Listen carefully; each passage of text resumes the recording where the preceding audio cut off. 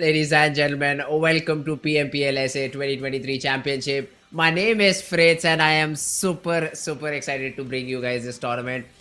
We have already, the people who had been over here from, I'd say, SA Fall, they already know me. And I was just so pumped with the final that we had at finals in SA. But now we are here. Now we are finally here and ready to get this game going. I'm excited to see all the statistics that will be shown to us, the prize pool and everything. And especially it's the championship, so players are also going to qualify for the PMGC tournament. So you'll have to be a little bit more careful. There'll be teams added new. I think we already know a few people would already know that there are teams who have already made it towards the PMGC tournament, but some have to yet qualify. And now in this SAC, we have teams from multiple different regions. So now it's just not South Asia, but you also have Pakistan into the mix as well. So I'm super excited to see how the Pakistani teams match up with the South Asian teams. But if we talk about the format and timeline, so we have 20 teams who have been divided into 5 different groups. Every group will play 16 match.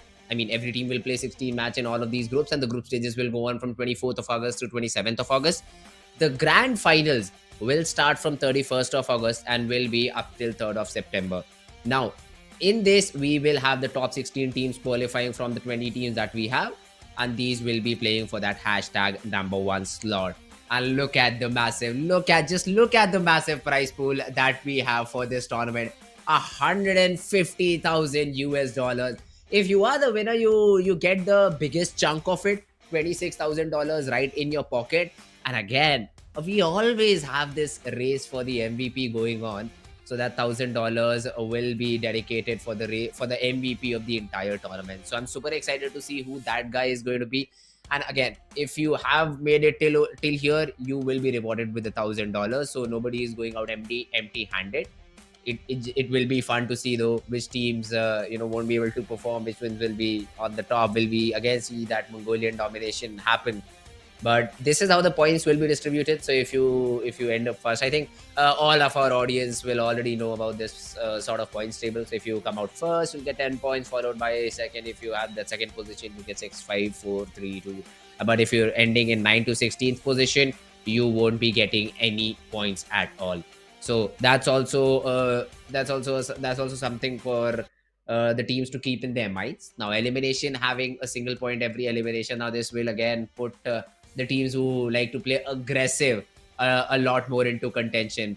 I'll let you know, guys, the audience that is joining in from Pakistan. I'll tell you guys that in South Asia finals, we had this one team 4MV who just made insane comeback. 80 points, 90 points they needed to get in one day just to cover up the lead, and still they were able to win out the championship. It was always on the basis of the elimination points that they have.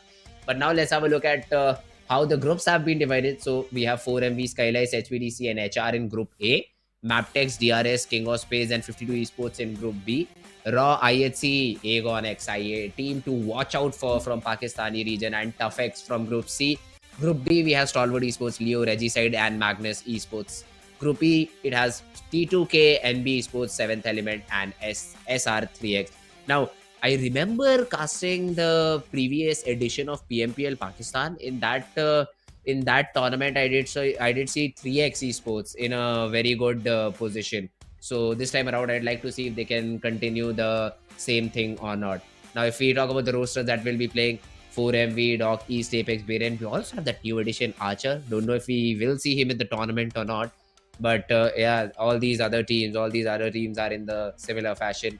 Mabetex Esports has Wally, Desert, Zero, Leo, Kese. DRS has Rules, OG, Delta, Killer, Gante, Sang. King of Spades has a very big roster, but I don't think so. Usually we'll see only the 4 major players playing. Raw Esports also have a very big roster. Raw, I think, showed us majority of their players in the overall tournament as well. So Raw Esports did have a good game. Now followed by IHC, Evilizol, Godless, Alex Demo, Aegon XI8, Falak. You have to watch out for this team, man. You just have to watch out for this team. I've just been hearing a lot about Falak, and I'm very excited to see how that guy performs. Now, the other group D, Stalwart, Leo, Regicide, Magnus, these are the players. From this group, I'd say Stalwart Esports Just pick one, choose your poison, I'd say, from Stalwart Esports, because literally every guy performs in this roster. But then again, I'd say Tobbs is the one that I will personally have my focus on, because that he's just a very, very brilliant person, a very brilliant player. T2K, Jane, of course, XMPL, of course, are going to be the two players to look out for. NBeSports, Mondo and Fizzboy do the major heavy lifting, 7th Element and 3x Esports. So all these teams, all these players are ready to just pounce upon their opportunity, and I'm excited to see how do they do it. Now, I think you already guys have seen the little background going in behind. I believe you already would have figured out from which map that has been taken. So this is again another little tweak that has been done to improve your overall experience in the entire PMPL South Asia Championship 23 fall season. So you'll be seeing the first map of Erangel. You'll just keep an eye on the screen behind. You'll get to know which the next map is going to come in. But now let's have a look at some statistic comparison as well. So these are, I'd say, your winners for PMPL from two different regions. We have SA Fall winners, we have Pakistan Fall winners. So SA Fall winners, we have 4MB and IA, Agonix I8 were the grand finalists of PMPL Pakistan region. Now, if you have a look, it's complete I8 domination, man. This team has also surpassed the likes of Team 4MB. Although I'd say 4MB were a little bit lucky considering the way Raw and Mabetex played on the first 2 days. I thought they were the ones who will be taking the victory home. But instead, it was 4MB who were able to, just make a comeback and did not have the best possible performance. But Aegon X I8 had the best possible run in their entire region. Also, to put into perspective, that the earlier season that we've seen of championship, or the earlier scenes we've seen in comparison to Pakistan and the Mongolian team. So again, there's a little bit of a Mongolian domination that usually supersedes the Pakistani region or the Nepali region or the Bangladeshi region for that matter. Now, just putting these two statistics into comparison and thinking that I8 will do very good is not going to be the case. I believe still will see the Mongolian teams coming out on top, because in South Asia, you had a complete Mongolian domination. Yes, in the grand finals, maybe you had Raw Esports. In the league stages, you had SKYLIGHTZ Gaming. But these were the teams who had sort of one-off weeks or one-off days where they were able to perform in a very good fashion, because of which they were on that top. SKYLIGHTZ, well, I'll not take anything away from them, because they were just not able to perform in the grand finals of South Asia. So the 3 days cannot just judge. We cannot judge a team on the basis of the performance they had in just 3 days. So not just taking away anything from them. But 4MB consistently performed through the league stages. In the grand finals, made a comeback on the final day. Those bonus points really helped them to do so. So all these things will have to be taken into consideration. Now, on the other hand, if we talk about the schedule for today, so I already gave you a sort of a sneak peek in the day. We have match number 1 ready, which will be first of all sat out by the side of Group E. And Group A, B, C, D will be playing this map of Erangel out. Now, I'm excited to see how these groups decide to, figure out a way to play this map. Because the early drop clashes have yet to be figured out. Some teams might have an idea that this team usually likes to drop in this position. This team does not.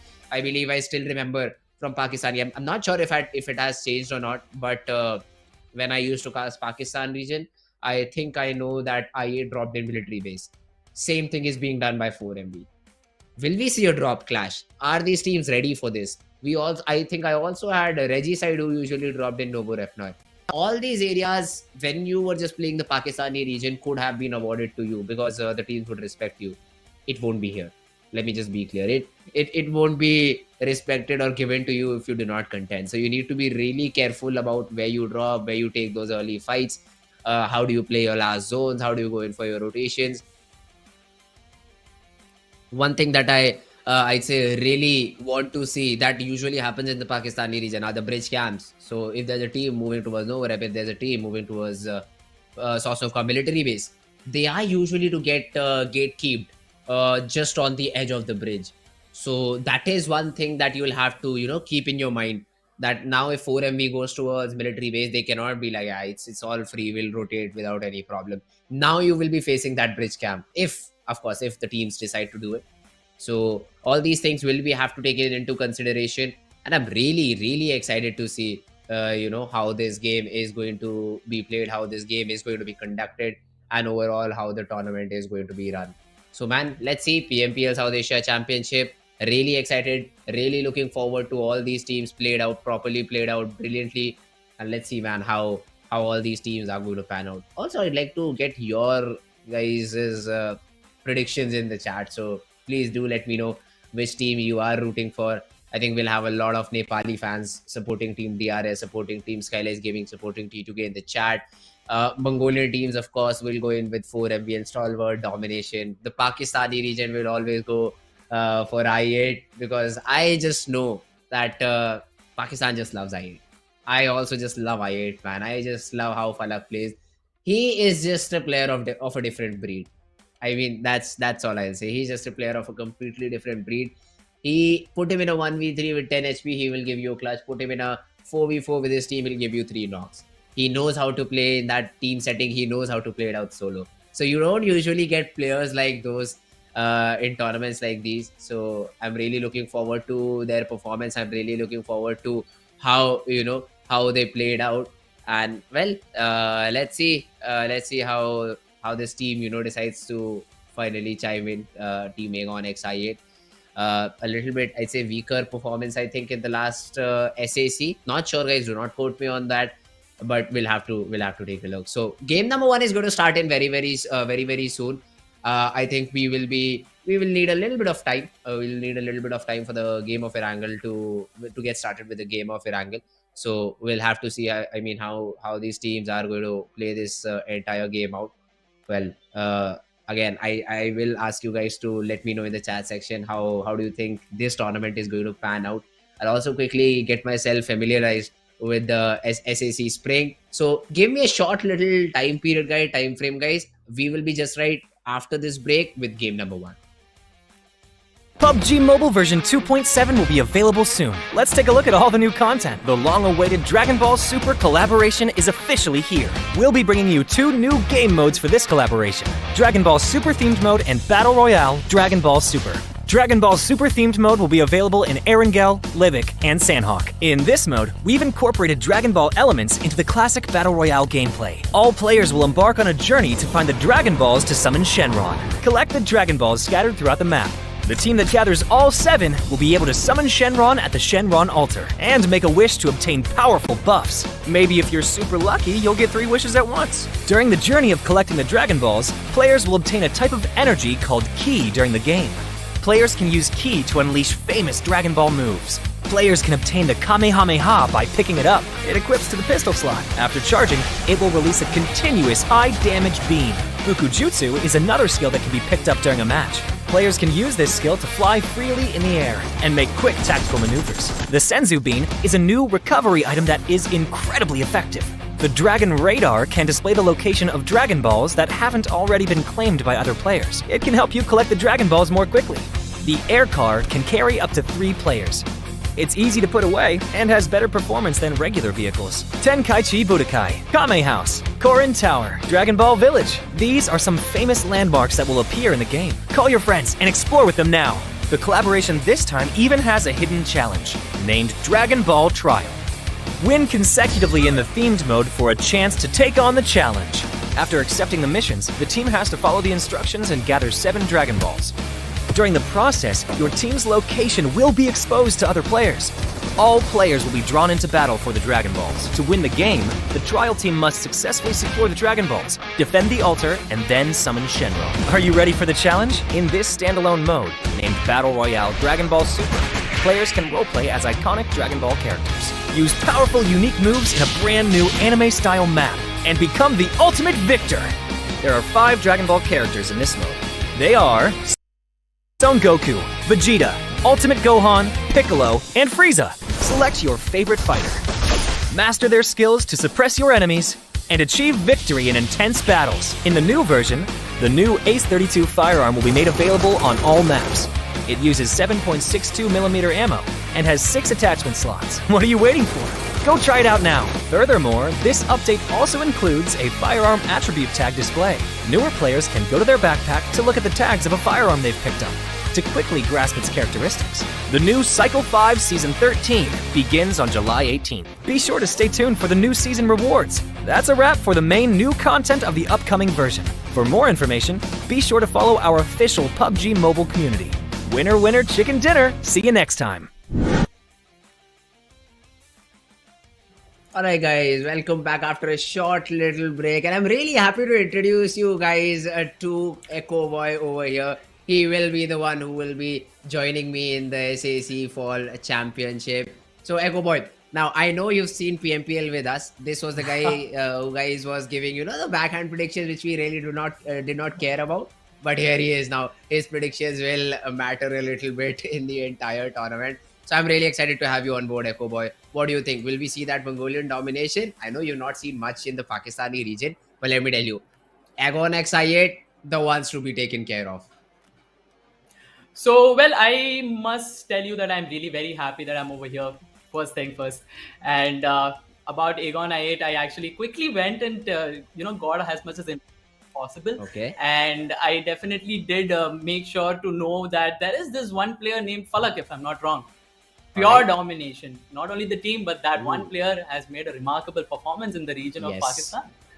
Yeah, that's true. I mean, Falak has been the sort of pioneer for the Pakistani region. So whenever, I mean, for me at least, whenever I think that PMPL Pakistan, okay, Falak, that's my go-to guy, because I know he will just perform out of his mind. And because I've seen him perform right in front of me, I think he's just a crazy guy. He is just a crazy lad to have on your team, and I'm really excited to see how will he perform in the SAC Fall now, because the last time I think I did not get the time to check the last season of SAC, but I think he performed good, but Agon X I8 were not able to get all the chickens or everything that they needed. They fell a little bit short. It was again a Mongolian domination for that entire tournament, so I'd like to see if that continues or not.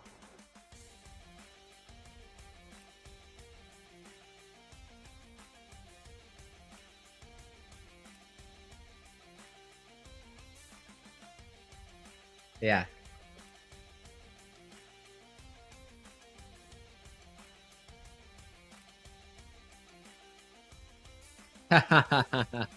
Yeah. Yeah, I mean, consistency, we were talking about it again and again, and 4M, we were like, in the final week itself, in the group stages, the final week itself, they were what, 6th or 7th position down the drain. And suddenly, just one day, it comes up like 4MV back on the second spot. Grand finals, first 2 days, absolutely garbage for 4MV. They were not able to get anything done. The only points that they had were carried in the form of bonus point from the previous group stages.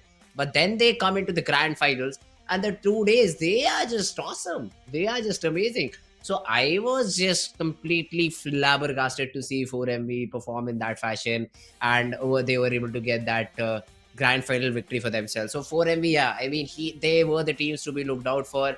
That was the team that definitely made us say, let's just throw that word in the garbage. Let's just throw that word in the bin, because really consistency, I don't think so matters. You just need to have a performance like 4MV. One day, 5 games, get 100 points. You're the victors, because that's what they did in the entire grand finals. So now I'm really excited to see how the tournament in fall is going to be. Erangel is going to be our game number 1. I think we are facing some sort of technical difficulty, because of which the game is delayed a little bit. I think we will be jumping into the game very, very soon. But yeah, man, SAC Fall, this is going to be one hell of a tournament. I'm just excited to see the performances. I'm just excited to see that clash between 4MV, Agon X I8, the battle between the Supremes, Stalwart Esports versus 4MV, Stalwart versus Agon X I8. All these teams, man, who usually rely on the chicken dinners. Those are the teams I'm looking out for to get the job done. So here we go, guys, with match number 1 on the map of Erangel.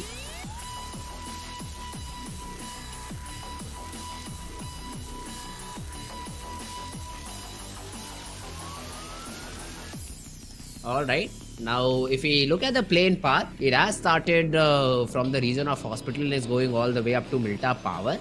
Very interesting plane path, starting off from the really center of the plane. Now, there's another small change on the desk, guys. So this time around, we have Ahana with us, who did the other tournament, PMPL SA, with me. So Hannah, welcome back to SAC Championship. What do you feel about this tournament? I am so excited to see how these teams are going to perform around here because, again, Fritz, we have seen quite a few teams out of this whole roster, just trying to get their way up. And now that we're seeing more teams getting added to the whole situation, it's going to be much, much fun. I'm pretty sure they've all had a keen eye on each other.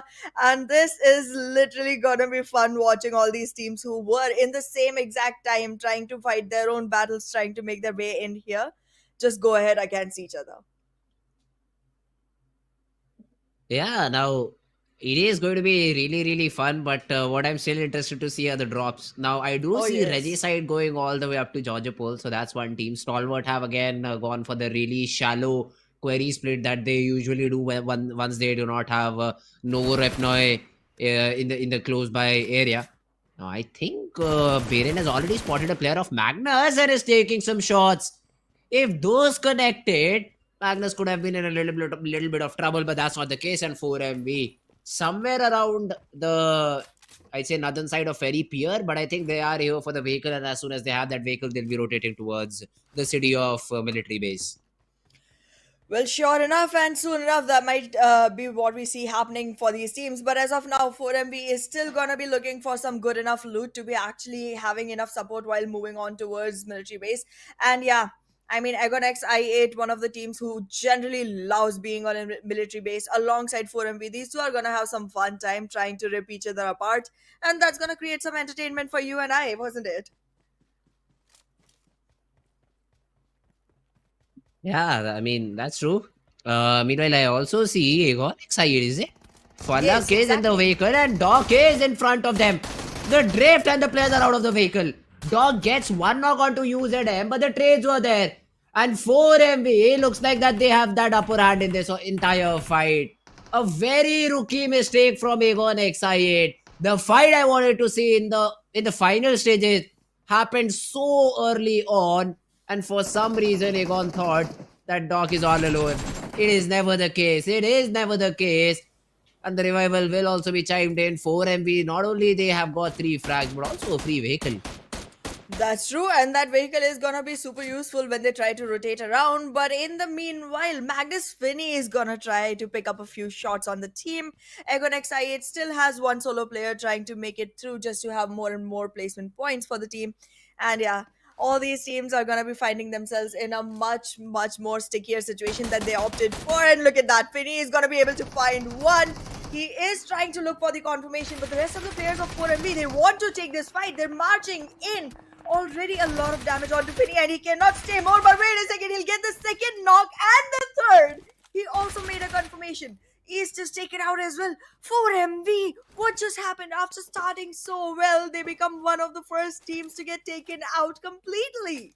Hey, they thought this was the last guy of Egon XI8. That's what they thought, because Finney had a very closer by, was in a very closer by area. True. So I think 4MV thought this is just a solo guy. Let's just push him. Let's just get that 4th frag. But it turned out to be a player from the different team. My God, what an unfortunate start for both the teams that I thought would top the table. 4MV Egon Exactly. XI8 almost out of the game. Exactly. I mean, in spring when we were doing PMPL PK, we saw Egon XI8 becoming the victors of that. And even right now in PMPL SA during the fall season, we saw 4MB be the victor. And both these victor teams are literally struggling right now at the bottom of the chart. But well, that gives us opportunity to see more and more competition come into play. And we both like it a lot and we both are going to be enjoying on that. In the meanwhile, the TUF is still going to be surviving on the area of Primorsk. They are going to have King of Spades and Magnus, both to fight off with soon enough. But until then, they will have all the area to go ahead and acquire the best loot that they can get and make their hands, all comfy and easy on it. If you talk about the circle has already started closing in. It's a very centralized area. It's going to be super easy to navigate to for most of the teams. It's just that one single player of Egon XI8 that I'm slightly worried about because he's all the way down in military base and then walking right into the circle. There will be fights that he has to avoid, and then also fights that he has to literally escape by hiding away from. So hopefully a late rotation is what we'll expect from this team. Yeah, I mean that would be the best. I mean, too big to call a team, Hana, just a solo player. True This is the that. last remaining guy of I8. So Aiku will just try to survive for as long as possible. A very late rotation indeed would be the best possible thing for him to do. And on the other side, except for this, again, as I said, I8 and 4MV will always have that drop clash unless and until they decide to not, one of these teams decide to not drop into military base. Oh, Because they if both you look are at that rigid though. Aiku, yeah, I mean, yes, they both are. So if they decide, then they'll have to always fight it out. They will suffer a few losses. And essentially, one of these teams will be eliminated from the entire tournament. And also, I'll inform you, Anna, this time around, we do not have a lot of Miramars. So at max, you have one Miramar every day, but two Erangels every day is a compulsion. So we have a lot of Erangels being played. And if drop clashes like these happen, I think it will be really interesting to see how do they play it out. Well, absolutely. We'll have to see how that turns out for the teams. But as of now, can you see the zone near Yasnaya Polyana? It's gonna be a fight between HR and SG. Now, HR being one of the teams that has recently shown up and has surprisingly made their way into SAC. Like, nobody was expecting this, but they made it through. They're doing good, and so far, it's looking optimal for them. But let's see if SKYLIGHTZ Gaming is gonna be a team that they will be able to fight out, because again, HR has come all the way from, I think, Pakistan region, and it's gonna be a much unexpected fight for them. So let's see how that one gives results. As of now, Stalwart is still gonna be chilling their way, having some fun in the region, because there's still a couple of teams that are trying to approach, but there's gonna be enough time for them to go ahead and analyze the situation before investing into these fights. In the meanwhile, HVDC in close proximity. However, the team is super scattered, and that makes me slightly worried about them, because Stalwart from their region will be able to go ahead and pick some heads off of HVDC, another team that showed us great firepower but not enough chickens all through the tournament. All right. Ryuk has already spotted Action down. Some shots were taken, but it's Action who gets that first knock. So Aero is down on the ground. They have that information about Ryuk too. So Stalwart ready for that fight. I mean, these are the two teams who have played amongst each other for very long. They played those group stages. They played the grand finals. So Stalwart knew that there is a team inside the city of Pochinki, and they just basically are here to hunt. Maybe get some frags, get the better loot that your opponent has, and then continue the game. So let's see Stalwart. How do they want to play this one out? The zone is already formed. Would like to see where did it go. In the meanwhile, Tough, they are in this fight with King of Spades, and trades have started to happen. Oh, Tough is losing players, and Magnus is going on getting more and more numbers for themselves. In the meanwhile, Tough, however, before leaving, was able to pick one off of Kings of Spades. But that's not going to be enough, because the retaliation is just going to be harmful for Tough itself. The team has only two players remaining for themselves, and both are struggling the blue. They have to fight their way into the circle, and it's not going to be easy. All these three teams gathered together, but not for a peaceful reconciliation, but for fighting it off to the main stage of being the last one surviving. Magnus in this situation seems to be the one with the most advantage, because King of Spades and Tough both have lost players in the process, and Magnus will soon be able to clean the whole slate out and find themselves in a much more better position. As of now, they are not struggling with the blue as well, so that's another plus point that they can keep on hanging on to. But they are doing a great job at gatekeeping the situation. So let's see how this turns out for the team.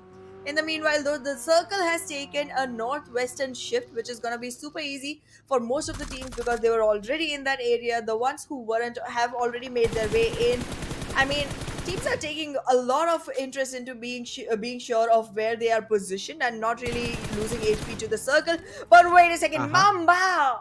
Oh goodness, he seemed like he was trying to challenge a fight, but he literally got run over by the players of Magnus, and that's another frag added to the tally. 6 elimination points already for Magnus, and they are looking Seventh for more. one.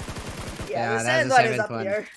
Easy job, man. Easy job for the side of Team Magnus Esports. Hey, that's a really good way to start off the game. Would love to Absolutely. see Magnus convert this into a very big game. So, well, let's see. I mean, Magnus, how do they play this one out? HVDC on the other hand have taken some shots out of the players of Team HellRaisers, and HellRaisers looks like that they have to get that revival as soon as possible. They will have to go ahead and pick the player back up, because right now, if you take a look at how many players are surviving per team, most of the teams have all four. It's only three teams that do not. I mean, you could call it four if you count 4 MB, but wait a second. Let's get back to that in a second. As of now, it seems like King of Spades, while still own self is in fire, burning down, wants to take up the fight. Healed back in time, trying to fight Malik, but no, the run over will happen, and Magnus will still survive with all of their players. The revival will happen. It's gonna be super easy to go ahead back into the circle because it's just the first stage, not gonna be much of a problem. They can just pick themselves up, walk right in, and have themselves a leisurely spot inside the circle. Oh goodness, this is getting more and more brutal with every single passing second. HellRaisers could not revive their fallen comrade. Uh-huh. Now it's a 3v4 that they're stuck in, and HVDC, with one defeat already to their name, are looking for the other. Yeah, let's see, man. HVDC, they are looking for blood and they will get the blood that they needed. Jokey Boy is down on the ground. The revival has to be thrown in and Sancheer will be suppressed. Maybe throw some nades, Sancheer. You have 5 of those. Try to get that confirmation out of the players of Team HellRaisers. It's not the case, and HellRaisers will be able to get their player back up and running. This zone, though, look at the shift. Goes towards the City of Ruins. Now, this will ruin the game for a lot of these teams. HVDC, HellRaisers, nobody's inside the zone. Meanwhile, SKYLIGHTZ Gaming have also started to lose players. A run over comes in. The trades are finally there. And 52 Esports also seem to be in a little bit of a troublesome situation. Well, in this fight between 52 Esports and SKYLIGHTZ Gaming, there is gonna be a clear entry onto the crater fields on the Georgia Pole Hills for the side of IHC, which they can make a lot of use out of. But wait, they are trying to go for the third party first. In the meanwhile, HellRaisers trying to raise some hell onto the players of HVDC. Right on the face of the opponents, they're going for the revival, and HVDC is gonna be able to pick back their healing up. And wait a second, what just happened? They were able to eliminate HellRaisers Jokey Boy as well. This is a very musical celebration, music to the ears of HVDC players, because they survive all 4 with 3 eliminations to their name. That's looking pretty optimal for them. And now, the same story as it was for Agonex I8 is gonna be for the side of HellRaisers as well. With one single player surviving, they're gonna be fluttering around, trying to find themselves as many placement points as possible. In the meanwhile, though, Leo will just be busy trying to make sure that they do what they usually do: stay silent, not make a lot of noise, and just wait for the action to happen around them. And the prey of this hunt is gonna be Mabetex Esports. All right. Mabetex Esports, they can take advantage of all of these situations. Although I'm more interested to see where is Magnus Esports. I did not spot them on the mini map. Are they inside the zone? Do they have a good spot, or have they They've already entered been down eliminated? from south. Okay, they rotated from south. Yes. Ooh, 3 all players right, are then. already inside, 4th one about to be in, still not battling the blue though, so easy entry. Oh, then that's not a problem for Magnus, because that team has had a really good start. I really want them to perform in the best possible fashion.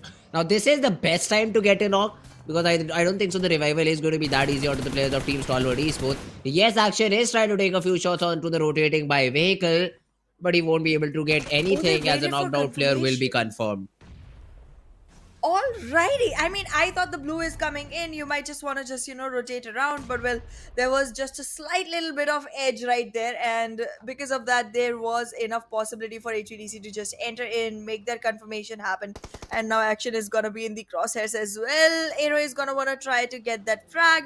But now that the vehicle noises have revealed themselves, every player of HVDC is going to be aware of the fact that Stalwart Esports has started their move and nobody is going to be found in the region. In the meanwhile, though, if you take a look at the circle, it's again keeping Ruins all the way in the center. Again, a northwestern shift. And I think the next one after this is not going to follow the same pattern. So people would want to avoid the northwestern region a little bit when walking into this particular circle, which is even more difficult because the southeastern area, it's already occupied by multiple teams. Ooh, okay, yeah. Well, let's see. I mean, that cluster that will be formed out has to be cleared out, and all the teams will suffer a loss because of it. Now, I do see DRS already have a good position inside the ruins of ruins. Now, all the 4 players, they still survive. and hopefully are able to carry it out for a little bit longer, because the other teams around them, Mabetex, they are looking for blood. Already we're down to just 37 players, Ahana. A lot of casualties have happened, which was usually not the case. Even Roy Esports have chipped up a player of Team SKYLIGHTZ Gaming. HVDC Stalwart, that fight is still going around the city of Pochinki, where Stalwart seem to lose player left and right. That's true. Stalwart is constantly losing players. However, HVT has also faced one casualty, but they are, very closely knit, very, surrounding each other. They will be able to go ahead and make that revival possible. In the meanwhile, we will lose Regicide completely. And if you talk about Magnus, I am scared of how scattered this team is in this current situation. But wait a second, never mind. Zibian is going to be able to take care of another player, and HVDC now losing players will not only make things easier for Stalwart but also for Magnus. In the meanwhile, HellRaisers, the last player remaining, next is gonna be the next one to get eliminated. The blue is already on him, the player is already on him, and these shots, they're connecting well right now. Yeah, Zebian, he is just trying to shoot in the dark and maybe just get the job done, get the frags to his name. Already up to 9. HellRaisers, next would be the next guy falling. He is still behind that rock, but as soon as he tries to peek out, I think Magnus just have their crosshairs trained.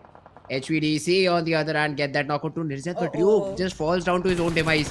Action though goes down, but Aegon next I8 Saiku, the third party player. He is also trying to get those frags and try to harm the players of Team Stalwart or maybe the players of Team HVDC. Aegon XIH being able to squeeze the best value from a situation that wasn't meant for them at all. One single player surviving, still creating so much trouble, so much ruckus for the teams that have multiple online. This is scary. In the meanwhile, though, IHC will also be able to wash their hands in this river because IC won't be having much opportunity to survive long enough because the crosshair from the side of Godless is already marching, onto him, and then Demo is also trying to collect some information. However, the smokes have made it slightly difficult for him to do so, but he's gonna be able to find that information sooner or later, and IC won't be able to stay long. There it is.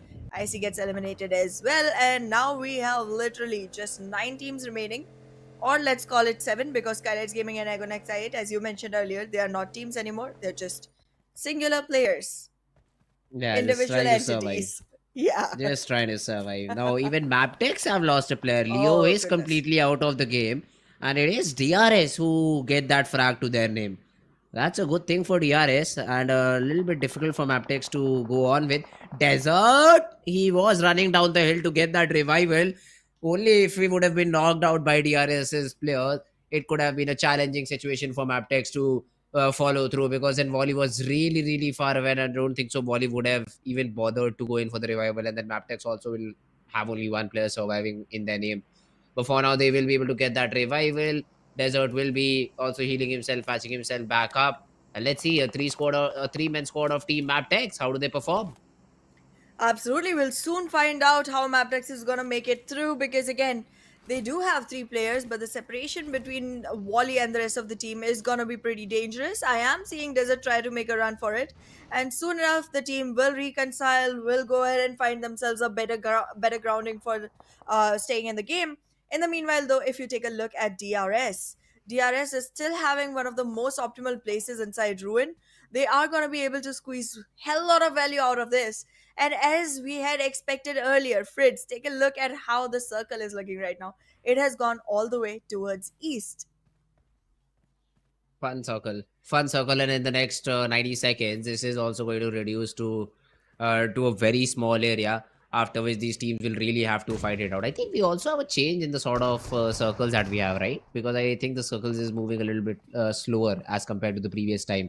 Meanwhile, now Aiku is being pushed in by the players of Team Magnus. Philly was not careful and IQ was able to punish him for that. But now let's see if IQ is able to get that frag confirmation or not. The answer is just going to be blatant no. Malik goes in, Malik gets the job done, Malik gets the frag, and Magnus Esports will be able to get 13 frags to their name and will still continue in the game. Well, they will, and they have not lost a single player yet. I mean, Nox kept coming in, but then the revivals came in even stronger. Magnus is looking so flashy right now. Nobody out of the teams that are even surviving right now has even half the number of frags that Magnus has. And you know it, when you do win with a chicken dinner, you do get only 4 points in advance compared to the team on the second position. Even if Magnus does not get the chicken dinner, currently they seem like they're going to be the team that has the most points in this particular match. So, I mean, they already have something to celebrate. And imagine if they choose to celebrate it by getting more and more frags. Yeah, I mean, Magnus would love to get some more. I mean, they've already got 13. They're looking to make it a 20 frag dinner. Maybe Oh, that's what that they're would eyeing for. be amazing. That would be monstrous. And that too in the very first game of the entire tournament. So they will establish themselves a very big lead, to say the least. Now the zone finally shifts onto this ruins area. So DRS really have a deadly spot inside the zone. But how do they use this deadly spot? It's all up to them. Well, we'll soon figure out how DRS is gonna be able to make their way through, because again, as we mentioned even earlier, their position looks pretty optimal. They have a lot of cover and still a lot of open area to go ahead and take the fights. They're close enough to be able to revive each other. I mean, everything that can go right for a team is going on for the side of DRS. Magnus, even after having that many frags, are gonna be facing quite a lot of problems when trying to make it into the circle, because the circle is way far away and there's multiple teams in the way. IHC though, I don't think this team had many frag points to their name, and they're literally so scattered at this point of time. Plus, they're literally on the edge of the circle on the side which is gonna have the fastest push coming in. So I'm not pretty sure if they're gonna be having the best run. And look at that. If IHC player is spotted by Magnus, it's done for. It's done for. Finny found him. Finny found Godless. Godless is done for. But wait a second. Demo is coming in. What just happened? Wait a second. Magnus is the one taking the damage here? They lost Yeah, a they've player. lost a player. That's a really big loss. And this is all because of the zone, the shift, the sort of shift that the zone had. IHC is also in trouble, yes. But the good thing is they have all their 4 players surviving. So they will have a little bit more hands as compared to the other teams. Only IHC and DRS surprisingly have all 4 standing. So now this will be really, really fun to see how both these teams, just perform in the entire game. Alex is trying to spray through the smoke, trying to take a Leo player down, finds nothing, wants to reset, but also needs to make sure that is hidden away against the players of Team Roy Esports, because look at where Malik is, literally on top of the world. Oh, he is gonna have a lot of enjoyable fights in that spot, because again, being able to be on a heighted spot on a place like this, ruins, which does not really have any ceiling cover on you, it's gonna be pretty optimal for Malik to go ahead and find himself at the best of both worlds, to be honest. But in the meanwhile, Jiggle will have to wiggle out of this crossfire that has been created by the players of IHC, and he's trying to get away. But the nades are coming in, and Godless, on the other hand, has been naded out. Now the revival has to happen, and the frag has to happen. I don't know what the choice is going to be for the side of Demo, but Godless definitely needs help from the side of Demo. The rest of the players of IHC are too far away to go ahead and make this possible. Malik has left his ground. He has come down to the bottom again. So let's see if he's going to be able to squeeze any frags out from here, because right now the height advantage has gone all the way to IHC. And look at Zeol, how he is trying to make the best of it. Nades after nades, he's trying to get players from the side of Raw Esports and make life difficult for them. And I think even the zone is going to do the same in a few seconds. Oh, all right. IHC, yes, they have to. 2 of their guys have to get inside. I mean, they are just barely inside the zone. So if Roy is able to just toss a really good nade into one of these areas, Zeol or Alex could be taken down. Attempts are being made by Roy Esports. It's not like they're not even attempting, but I don't think so. They are giving any fruit. Another zone collapses, and again it's a shift towards the ruins area, towards more of the ruins area, and now Roy Esports are outside the zone. 90 meters is the distance that this team has to cover to get inside as quickly as possible. They do have a buggy to facilitate the rotation, but then in front of them will be either a duo of Tough or maybe the squad of DRS. Both of which will try to first of all toss some nades. Plus, IHC will also shoot on you as soon as you try to get in. All these problems, let's see how do the players of Team Roy Esports decide to deal with this.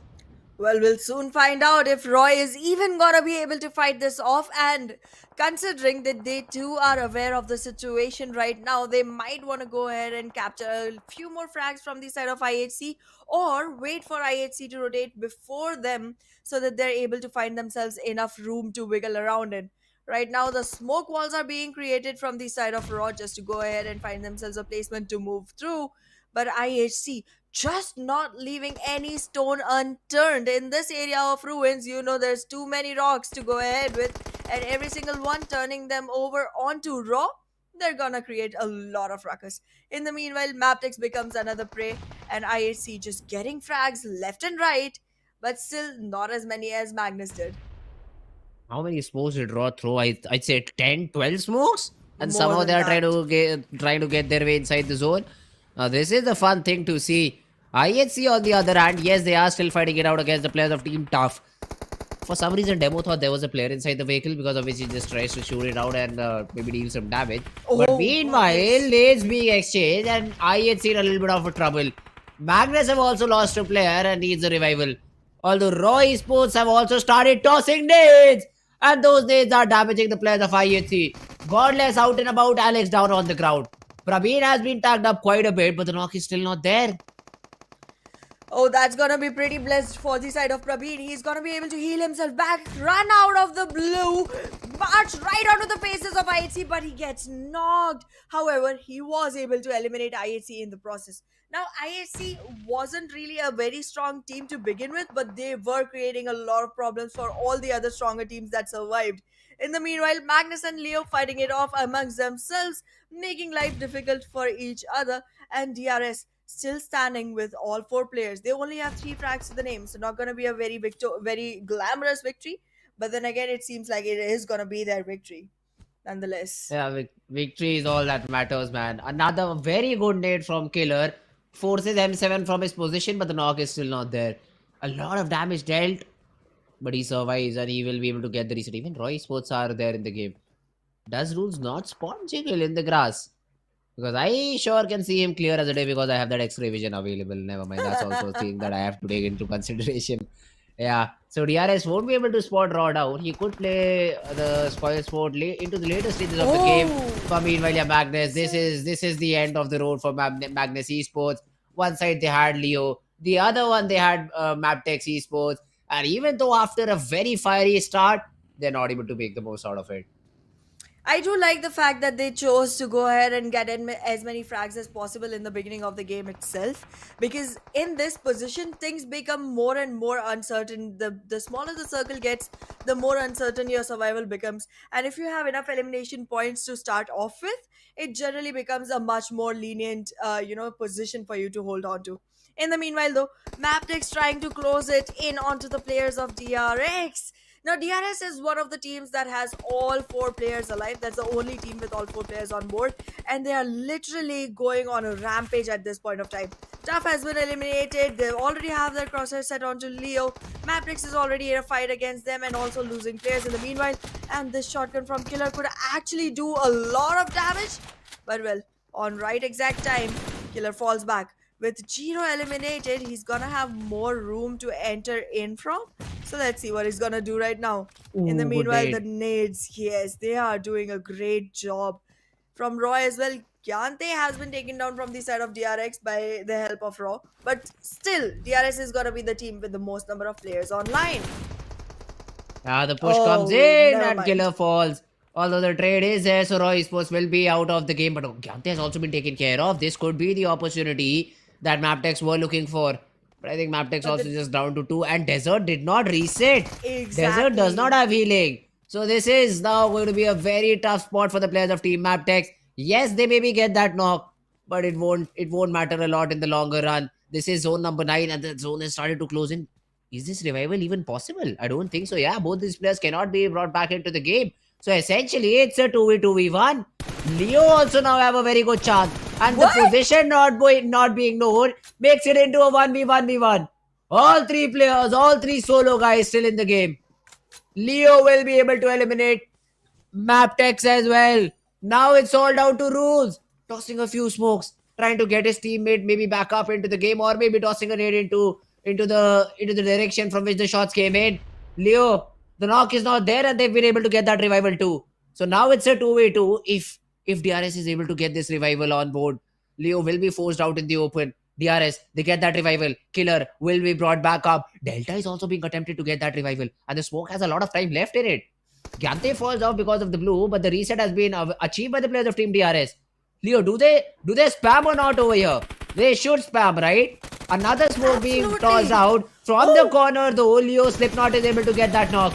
The trade is not found. Delta tagged up a little bit. All these snakes in the grass are trying to fight it out for the final spot for the hashtag #1 position. Killer posed out, but Delta stands up and gets that knock. Slipknot left all alone will be taken care of.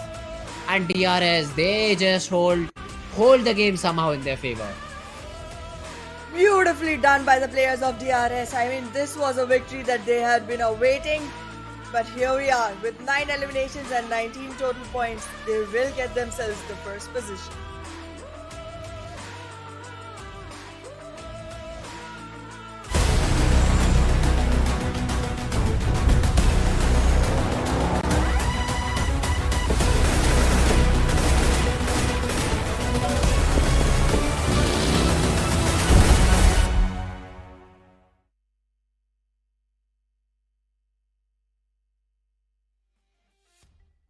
Guys, welcome back after a short little break. Man, what a game. What a game that we just witnessed. I had a lot of fun.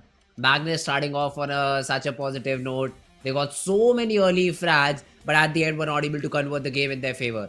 But then comes in the players of DRS, who were like sleeper cells, waiting to Yes. invade, waiting for their time, and as soon as they had time, they just pounced upon the opportunity. They did, and I mean, it seemed like DRS is gonna be losing players at one point of time. Yeah. Leo seemed like they're gonna be able to squeeze the game in, but then they just did not capitalize on the opportunity they were given. They had the opportunity to go ahead and spam through the smoke. They had Yep. enough ammunition to do that. They had enough nades to go ahead for it.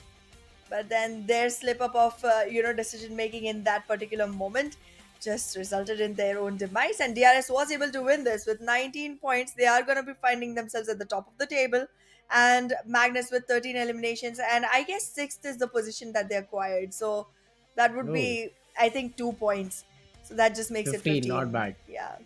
It is not that bad considering Absolutely. where they got eliminated. But then you say you have such a bombastic start.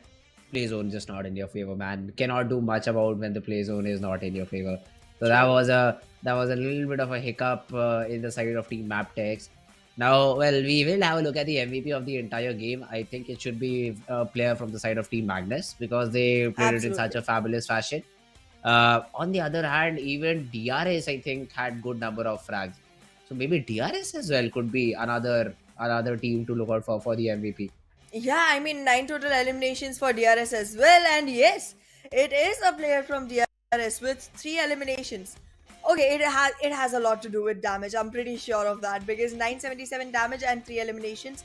I think that's the damage factor that is playing role here for rules, because obviously if a team has 13 eliminations, every player at least has, I mean, someone at least has 4 eliminations from there, right?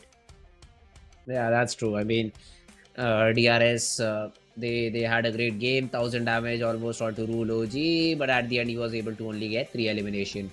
As you said, Magnus should have a player with I still remember. I think 4 or 5 frags is what the number was on one of these 4 guys. So yeah, Malik has 5 from Raw. Desert has 4 from Mabetex. Even Finisher has 4 from Magnus. Jiggle from Raw also made his debut in this list, maybe with 2 elimination but 802 damage. So for sure, this guy also performed in a good way. Sure did. And I mean, I think the elimination numbers are not as huge here as the damage is. I mean, nobody is below 500 damage, even though there is a player with only 2 eliminations. So, I mean, there's a lot of damage that was dealt around, but then a lot of revivals that happened as well. Constantly, teams were going on running with 4 players each. For a really long time, we did not see players falling down from most of the teams, and that was great enough. Like, very well done from these players. Yeah, man. What a fun game to see. If we True. talk about the map summary this time around, we have highest elimination that has been taken away by Malik from Roy Sports. Damage achieved by Rule OG 977. Highest assist they've been with 4. Highest healing done. We still have this number, but yeah, it's achieved by Jiggle from Roy Sports. Absolutely. Jiggle, Zibian, Finisher, Slipknot, all of these players were belonging to teams that were doing very great all through, because Roy as well was able to survive for a really long time. If and only if IHC wasn't in their way, Raw could have actually made it even further. But yeah, every single team found some kryptonite in this match, and I think they are gonna wanna avoid those teams in the further endeavors, because again, this is the first time they're coming in together in this particular format. And this season, they have a lot more to learn about each other to be able to make sure that they're using Yeah. their best capabilities in the best directions. Yeah, that's true. That's true. That this is the last chance, I'd say, before the Yep. spring season. So try and make it grand, because otherwise you won't be able to make it to PMGC. That's it. Not a big deal. You won't play for the next 4 or 5 months. Not a big deal. But hey, Wow, guys, okay. let's No try to pressure. let's try to not be in that boat and be in a boat that is still afloat, that still gives you a slot towards PMGC. So there will be teams eyeing out for that tournament. But yes, this first game was really fun, and let's have a look at how many points these teams were able to get in from this game number 1. So we for sure have Magnus on the second spot. Okay, so we have DRS on top with 19, followed by Magnus with 15. Exactly. I mean, we almost knew the first and second positions already, but look at Raw. Even they have 9 eliminations for themselves, and they have acquired themselves the third position with 13 in total. I mean, double-digit points for all the way until Mabetex. This is great going. But if you talk about teams all the way from the 7th position, all the way from HVDC, I'm slightly worried for them. HVDC had good eliminations, but then again, no placement points. And then there are teams with no placement or any elimination points either. And Stalwart is one of them. That was not expected at all. Yeah, Stalwart, it was not expected at all. But the other teams, I mean, the way the game started, I think I saw 4MV in the bottom charts. They still were able to get 3 elimination points, so not Yep. the worst possible result. But hopefully they perform a little bit better in the upcoming games. So that's the only thing. 4MB versus Aegon X I8 will be another battle that will keep happening in the map of I'd say Erangel. So Yeah. that's another thing. But this time around we do not have that map. It is instead the map of Miramar, where these teams will be fighting it out. And let's see, man, Miramar, how does this map go? Exactly. Group D will be sitting this one out. We have Group A, B, C, and E playing this one off. And again, if Agon XI8 belongs to the group, they are going to be on Los Leones. If 4MB belongs to the groups, they are going to be in Chupacera. The two teams that literally ruined the game for each other so badly, so early in the last one, will be slightly far away from each other. So a lot more peace in that particular segment. But yeah, it's not going to be Miramar always. We are going to have Erangels repeatedly. And both of these teams, as rigid as they are, they're going to keep serving us with entertainment until they Yeah. start, having a truce and calling it like, okay, you know what, let's just cohabit. At least until the first circle, and then start getting Yeah. into the fights. I mean, that's what we want. I mean, I really want a lot of teams to play towards the final circles rather than fighting it out early on, because won't give you the desired result. Magnus, yes, this time around they were able to get good number of frags without losing a player. They were lucky considering 4MV Yes. thought that this is the last remaining guy of I8. We'll just push in and get that frag, which of course did not happen as there was support from his teammates from the side of Team Magnus Esports. So Zibian was able to clutch that situation out. But on the other side, Chumacera this time around, we know 4MV goes there, but where does I8 go? I do not remember. It goes from Los our Leones. Pakistan. Oh, okay, they go. Yes. Then we have Stalwart. Then we have, I think, Leo Esports going there, who will be matching them. Leo also just like goes to wherever go they there. want. A lot of times Well, I've okay, seen that's them also actually switch around on spots. So yeah, not that's gonna also be true. super sure on that. But yeah. Yeah, that's also true. So well, drop locations is still something to be figured out. We will still be waiting for this particular map to begin. But yeah, man, let's just right into action. For the audience that does not know, I love this map, and I do not love this map, but I love to call this map as the land of DMRs and snipers. So let's see on this land on DMRs and snipers how all these teams are going to perform. Well, we'll soon figure out. All the way from near ruins, our plane path is marching right from across El Pozo, and that's gonna be some interesting, areas. I, however, still feel like the, eastern regions are gonna be super far out of reach. Matrix might be suffering a little because they do like to scatter around the area of Kimpo Militar, which is gonna be super far away. So I gotta see where, Matrix is gonna choose to fall in. But wait a second, are they playing this? Yes, they are. So let's see. Let's see what happens to be their alternate location. I'm seeing NBeSports on this one. I don't think we saw them in the last map. So that's gonna be one new addition that we can keep our eyes out for. And there's also gonna be players from the side of Seventh Element.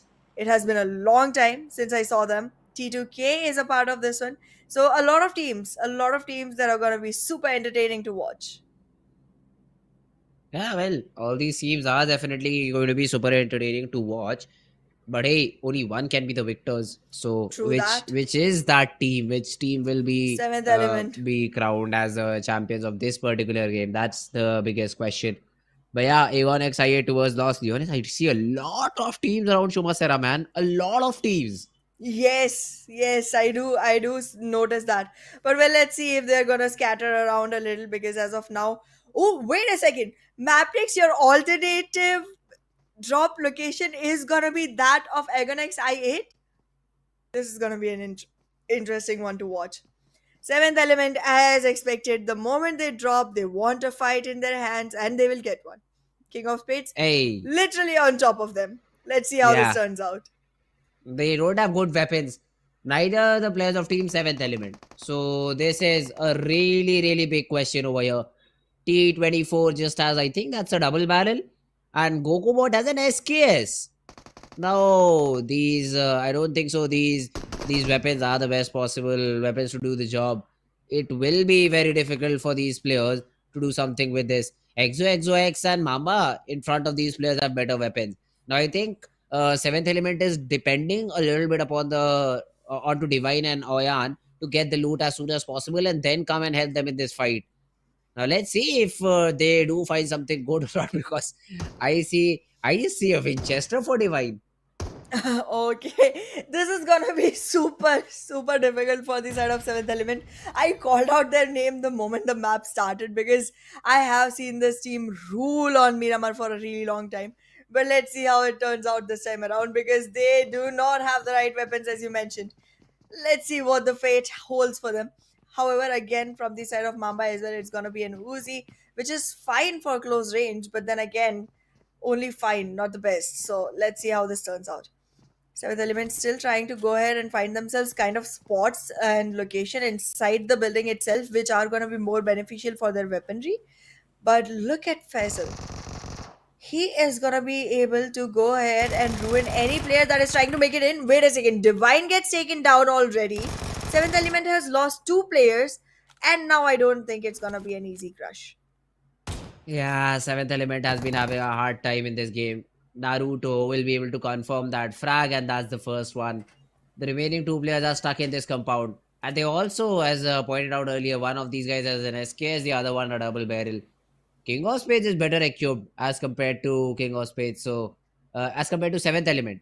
So this will, I think, be done for fight. Oyan is also very far away. Naruto is also trying to join into this battle. So essentially, it has been made into a 4v2. Alian, in the meanwhile, yes, he has an M249, but he's not in the vicinity to provide any sort of support. So, seventh element, a lot of trouble their way. Absolutely. It's going to be slightly difficult for Seventh Element to continue from here. They were able to pick up one revival, and that was a player who was able to, come back into the fight, but it's still going to be a 3v4. And in that, too, Alien is going to be super far away from the rest of the team. So let's see what the situation becomes for him. T24 OP is going to be able to hold himself into an unsuspected position. But wait a second, Gokubot being eliminated and now the weaponry not supporting T24 either. Two knocks and the only savior has been taken down as well. King of Spades off to a great start. Mamba will be revived and they will be all four on their feet with the four from the other team buried deep.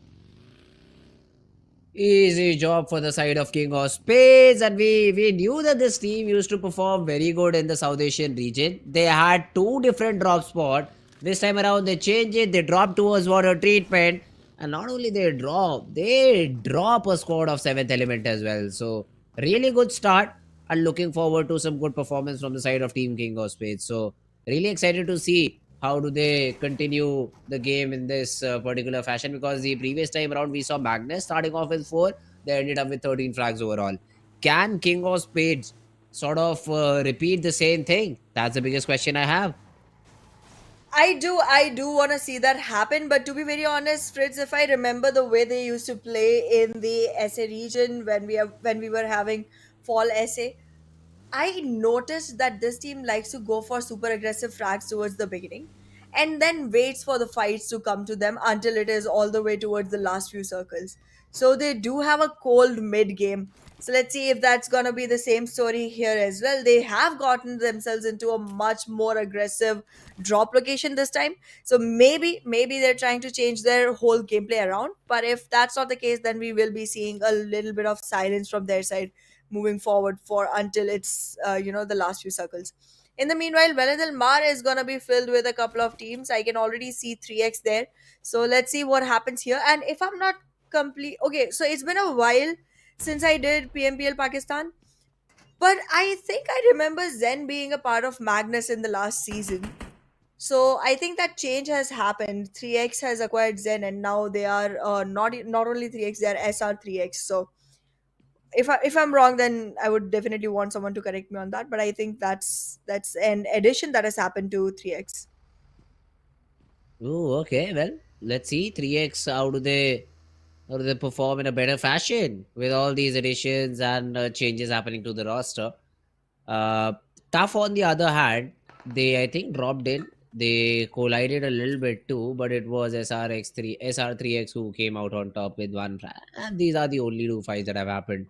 So looking for a little bit more fights. Wait a second, that's a Kobe. Volley just sneakily pushed in, found Falak, and the knock is there. Falak Oh, is trying to escape. Will he be able to? I think he will. Volley has spotted him down, but yes, the cover is being now provided by Blade. So Falak will be brought into a safer spot. But how do you get a guy down there to facilitate the revival? That's the question I have. I don't think the revival is possible at all. But in the aggression that Maprex will show in trying to acquire that frag point, they can actually start losing players for the side of Agonex I8. This will be a sacrifice situation that Agonex will have to go forward with. But let's see how much value it puts for themselves. Because I think Maprex is currently in a very optimal place. Like they can keep moving forward and back, going for frags, going for aggressive positions, and then just moving a few steps back to be in a passive position to go ahead and acquire themselves more and more security. In the meanwhile, though, we can see Jiro trying to march right onto Blade, and that means that Agonex I8, the complete reinforcement that they had created, will be shattered now. Desert has also arrived to the occasion. However, Uzme is following back, but Jiro will be aware of that movement. Now let's see if Matrix is going to be able to take care of this one single player inside the compound, because if that is possible, then they can go ahead and take care of Uzma as well. Otherwise, they are in a lot of trouble. This pickle has just gotten saltier, and right now, neither Desert nor Blade get any frags for themselves. The mollies, the nades, the utilities get tossed around, but not on the right floor. I mean, Blade is down in the bottom. Okay, finally. Desert now knows where he has to go, but then again, he does not have the right position for it. Mapetex is in a lot of trouble. In the meanwhile, though, Agonex IA do have that one revival that they have to go for, and I think support has arrived for Falak. Am I correct there? Yeah. There was a counter knock happening, but this Oh, fight in never this mind. compound will make sure that I8 lose players. Blade also falls out. Falak's frag has also been confirmed. So Maptech started this fight on two different fronts. They wanted to not only eliminate Falak and Blade, but also send two players out to the remaining I8 guys. And on all of these fronts, Maptex have won their battle. So they are on the verge of eliminating the entire squad of Team Aegon X I8. And another bad game has already started for this team. They were not able to show up on the map of Erangel. Miramar seems to be the same story being just repeated. The IGL has already been taken out from the side of Agnex I8, and now it's one single player surviving. Let's see if Aiku will be able to go ahead and do anything for the team. We did see him in spring season during the Pakistan region being one of the top players when it came to elimination counts, but I don't think it's going to be the same story this time around. Three players together just going on marching right onto the face. That's not something you can battle. Not with a shotgun, at least. So No. there it is. Aiku will also get taken down, and on the 15th position, we see Agonex I8 getting 0 points for themselves and being thrown off the map already. Yeah, unexpected, but this is what happens. This is what happens when you're a little bit too complacent. Because all that one knock onto Falak is what started the fall of Aegon Exide entirely. As you said, they should have already sacrificed on him, should have played with the three members remaining, and they could have had that possibility to, eliminate the entire squad in front of them, to eliminate the entire Mabetex players, but that was not the case. They tried to go for the revival. They spread themselves thin, and one by one just fell short. They did, so they did. It's slight a difficult start for the side of I8, for the side of 7E. I'm also seeing 3X losing a couple of players. They're surviving with only two, so it's not very optimal for either. Tough has also lost M777X, so that's going to be another one taken off the charts. I mean, all of these teams are going to have a very struggling start, and also because of that, they are going to be suffering a lot of loss. If you take a look at the circle, though, 4MV right now has a very optimal spot inside of it, but then they have a lot of teams around themselves. They have IHC, they have 52 Esports, they have King of Spades, and they have NBeSports. In the meanwhile, though, SKYLIGHTZ Gaming will start losing players to the players of HVDC. And even though the revivals can come in as quickly as possible, it's not going to be the easiest run for SKYLIGHTZ Gaming. Yeah, well, SKYLIGHTZ Gaming, they're not going to be in a very comfortable spot. Yes, SR3X Zen on the other hand are losing players. 52 Shoto, 52 Esports getting into the battle. Shoto has been able to get a knock onto one of these guys. So fights happening all around. Now there's zone closing somewhere around the San Martin city. I think Stalwart is sitting this one out. Otherwise, they would have been really happy with the zone. That's true. Stalwart and Magnus, both the teams. I mean, Stalwart was looking for redemption. Magnus was looking for continuing the flow. Both the teams did not get the opportunity to play this game. Let's see how it turns out for the remaining ones, because again, having those two big names out of the charts definitely gives you, more confidence going into the game, because there's lesser number of teams that you have to really battle through. And now that the prediction time has come in, Fritz, this time I am gonna go for T2K, even though I feel like they're gonna start losing players instantly after. Oh, okay, well. T2K is your pick. Let me see. I go 4MV. No, no, wait a Oh minute. wow! 4MV is in a battle. Nah. Let's just hold the horses right there. Although they're winning it out. So, I mean, I could be correct overall. But DRS, man. Just go DRS. Is DRS playing? If Yeah, DRS is playing, I pick yes, and it DRS. is Hasin the Dil Patron circle. You can actually count on them on this one. Now, I just predicted a random team. I need more games to get in my correct prediction. So, yeah. All right, so you're taking these predictions as luck based. Yeah, that's true. On those ones, I win. But it's okay. I can at least try, nah? I can at least Yeah, try. yeah, go ahead. Take your shot, just like East is, and he's also going to be able to take the knock. Now, Akash is trying to go back onto East. He did have the opportunity to run in, but he did not, and now East has healed back up. He's going to be able to go in, take another knockdown. Dog will give the support, and NB Esports will get taken out.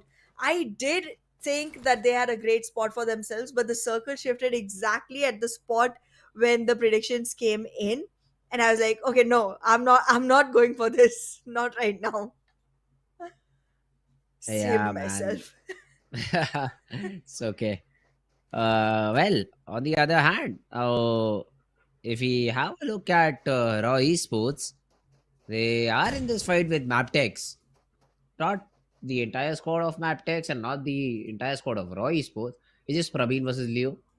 And if one of these guys fall, then it might just turn into a whole different story. But Leo is like, nah, not engaging into this fight. Very far away from my team. Let's not just take a risk. Falls back. Will try to maybe get inside the zone as quickly as possible and then move forward from there on. Well, we'll soon see what happens for these teams. In the meanwhile, SKYLIGHTZ Gaming already struggling with the blue near water treatment. They are going to have a gatekeep situation with HVDC that's going to be hard to fight out of. But now that Sky has already been knocked, Roy is already in a lot of trouble. And Mabetex, the players of Mabetex are pretty close together and they will be able to squeeze more value out of this. But Raw, I mean, they do have themselves all the, slight ridges onto this hill itself that can give them enough cover to make Maptix want to run away from this battle. I mean, I like it when teams choose and pick which battle they want to participate in and which battle they want to withdraw from. But then again, you do gotta get all the value that you can from anyone that you participate in. Because again, you were able to knock a player for Sky, but then you weren't able to go ahead and complete that elimination. So not really the kind of value you would expect from a battle that you've already started. But let's see how it turns out. Matrix in the meanwhile looting the drop. Let's see what Leo got. MG3 maybe. Maybe. That's a really powerful weapon in this map. On the other hand, the fights have Oh. also started. DRS, HVDC, 4FV is also in a battle. And in the meanwhile, we are still in this cold war between Raw Esports and Maptex. Yeah, finally, we do go towards HVDC. Oh, sorry, King of Spades, who are fighting it out against SKYLIGHTZ Gaming. They have been able to get one knock, but the smoke and the revival is already being attempted, and none of the players of King of Spades have decided to push it as of yet. And how could they, man? There are so many teams nearby that the chances of third parties is just too good. Exactly, on a map like Miramar, where we suspect third parties to be slightly lesser, considering that there's too much area and there's too much, long range weapons being a part of it. But then again, these teams, they just did not frag out anyone towards the beginning, and now the numbers are just dropping for everyone at the same time. Every single team is trying to take up a fight, every single team is trying to go in for the third party, and the numbers just keep switching around. DRS in the meanwhile will be able to get another one onto HR and T2K with two players knocked. What are you doing? You're my prediction. I was supposed to be lucky on this. Damn it. Yeah, let's see. XMPL, nah, he cannot be Oh, brought back. nice. Jane has already been taken care of. It's a 2v4. Love also forced to rule Love out of the game. T2K down to just one. Rig. And he just get blasted off. The nade was perfect and HVDC. They are able to eliminate the entire squad of T2K. I see. T2K with complete elimination that quickly into the game, and this being a Hacienda Dil Patron circle all over. I think DRS will have themselves another chicken, like two in a day consecutively. That would be a great start. In the meanwhile, though, if we talk about the remaining teams, 4MB has already lost a player, and they are still trying to make their way back in. Doc is going in to go ahead and scope out the area, find out where all the team can enter from, because more and more clearance will be required for the team to actually survive, considering they have lost a player. And also considering that the rest of the teams are trying to accumulate themselves towards the southern region of the circle. However, I do think that the next shift is going to be pretty southern. So, I mean, going all the way up north won't be the best position. But then again, there will be an interesting battle with HVDC that 4MV can become a part of if they do choose to follow Doc. In the meanwhile, though, players of Tough already in the crosshair of players of IHC, making life delightful for the side of IHC. And Raw, they might get sandwiched because Maptex has still not given up on this battle. Yeah, now DRS Gyante has already been spotted down, and Wally is trying to connect that AWM. That's a very good thing if the AWM shot can be connected. The shot lands, but it's a body shot instead. So, first of all, thank you so much, Wally, for showing me the bolt action that I always crave for. Some headshots would be good too. Hmm. Let's see. Let's see if Wally is gonna go ahead and give you all of your wishes come true day today. But in the meanwhile, I feel like the place that he's already looking at is way far out in the blue. Nobody is in that area, and Wally has to go ahead and at some point realize that the areas need to be scoped out now. Considering that his own team is literally on the edge of the circle, he won't have much trouble trying to find out if the lower regions need to be cleared. But I think Jiggle will be in the crosshairs soon enough. Sky being able to find one onto Tough and then being able to confirm that elimination is gonna be good, but the trade will come in from the side of Mabetex instead. Jiggle already losing HP, trying to heal himself back. Oh Yeah, goodness. there we have it. There we have it, yes. Thank God. That, plus the surprise, it's surprise AWM, man. It's just so satisfying to see and even listen to it. That's just crazy. Would love to see some more shots from Wally. He has been able to get one more frag for his team. Maptech sitting up top in terms of the leaderboard. 5 frags already to their name, followed by HVDC and King of Spades. DRS still have all 4. So that's another good thing. Meanwhile, SR3X, they will be in a little bit of a trouble because it's only Knight surviving, and maybe he has to fight it out with Malik from Raw, which could come in as a surprise to that guy. On the other hand, IHC, they have already lost one. They are in the farther side of San Martin compound. They will be able to get that revival, but if the zone does not support them, I think so they're done for. They will be shot upon by 52 Esports. They will be shot upon by King of Spades. Don't see a way how IHC get inside the zone if the zone does not go there in their favor. Oh, right now it seems like if the zone goes towards north, all the way favoring players of HVDC, it would be great for the side of DRS though. But well, the zone has decided to go towards the center. Not gonna be a very successful position for DRS, but then again, Killer is still gonna be revived because there's no fight that is happening in that area unless and until the revival takes too long and Mabetex is able to make their way in, because Mabetex is gonna be trying to go from the eastern region literally in the face of Killer Whitey. Let's see what happens in that position. As of now, if you talk about Raw, they're still having all 4 of their players online, but even after participating in multiple fights, they have only 1 frag point to the name. That is slightly sad. Yeah, that's true. I mean, that is a little bit sad. But yeah, let's see. I mean, how do we see some changes happen? Because this 6th zone is again towards the city. So all these players will find these small little compounds to work with. Even Sky finds some little bit of ammo to extra ammo to work with. On the other hand, SKYLIGHTZ now are aiming for anyone who will try to rotate from a nearby spot. So they would just love to get any more frags that they can. King of Space still inside the zone. DRS still inside the zone. It is a huge zone with a lot of teams inside it because it's in a city. And these city file zones, and in the final few seconds, they are very, very chaotic. Absolutely. Because of it being cities, there are apartments, there are compounds for people to survive in, and longer survival time means more and more players inside the last few zones, and that means more and more chaos. Just like it is right now between King of Spades and IHC, a crossfire being created by the players.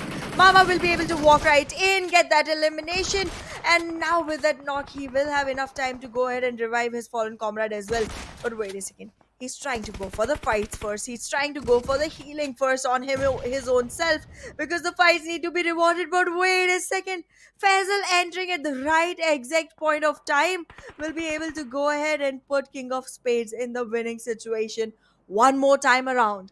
This team, no matter how many challenges you put to them in this particular map, literally has blessings to count. They're looking so good right now.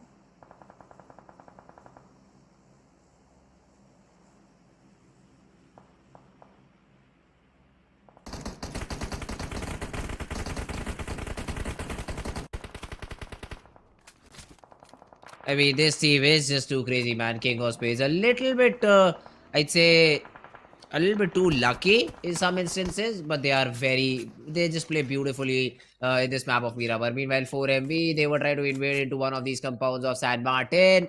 They get taken down from behind by HVDC, who have brought their frag points all the way up to 5. HVDC currently will be able to go ahead and march right onto the faces of Mabetex as well, and that's exactly what they do. Aero will get a knock. Rogue is looking for the second. He did misplace his crosshair just a little bit, but that's gonna be still enough for Mabetex to go ahead for that revival. Leo was able to relocate, and now that revival will happen. But wait a second. HVDC is not holding back. They did not know Leo is there, so they are gonna have to walk out of this initiated battle. but they are able to go ahead and deny that revival from happening.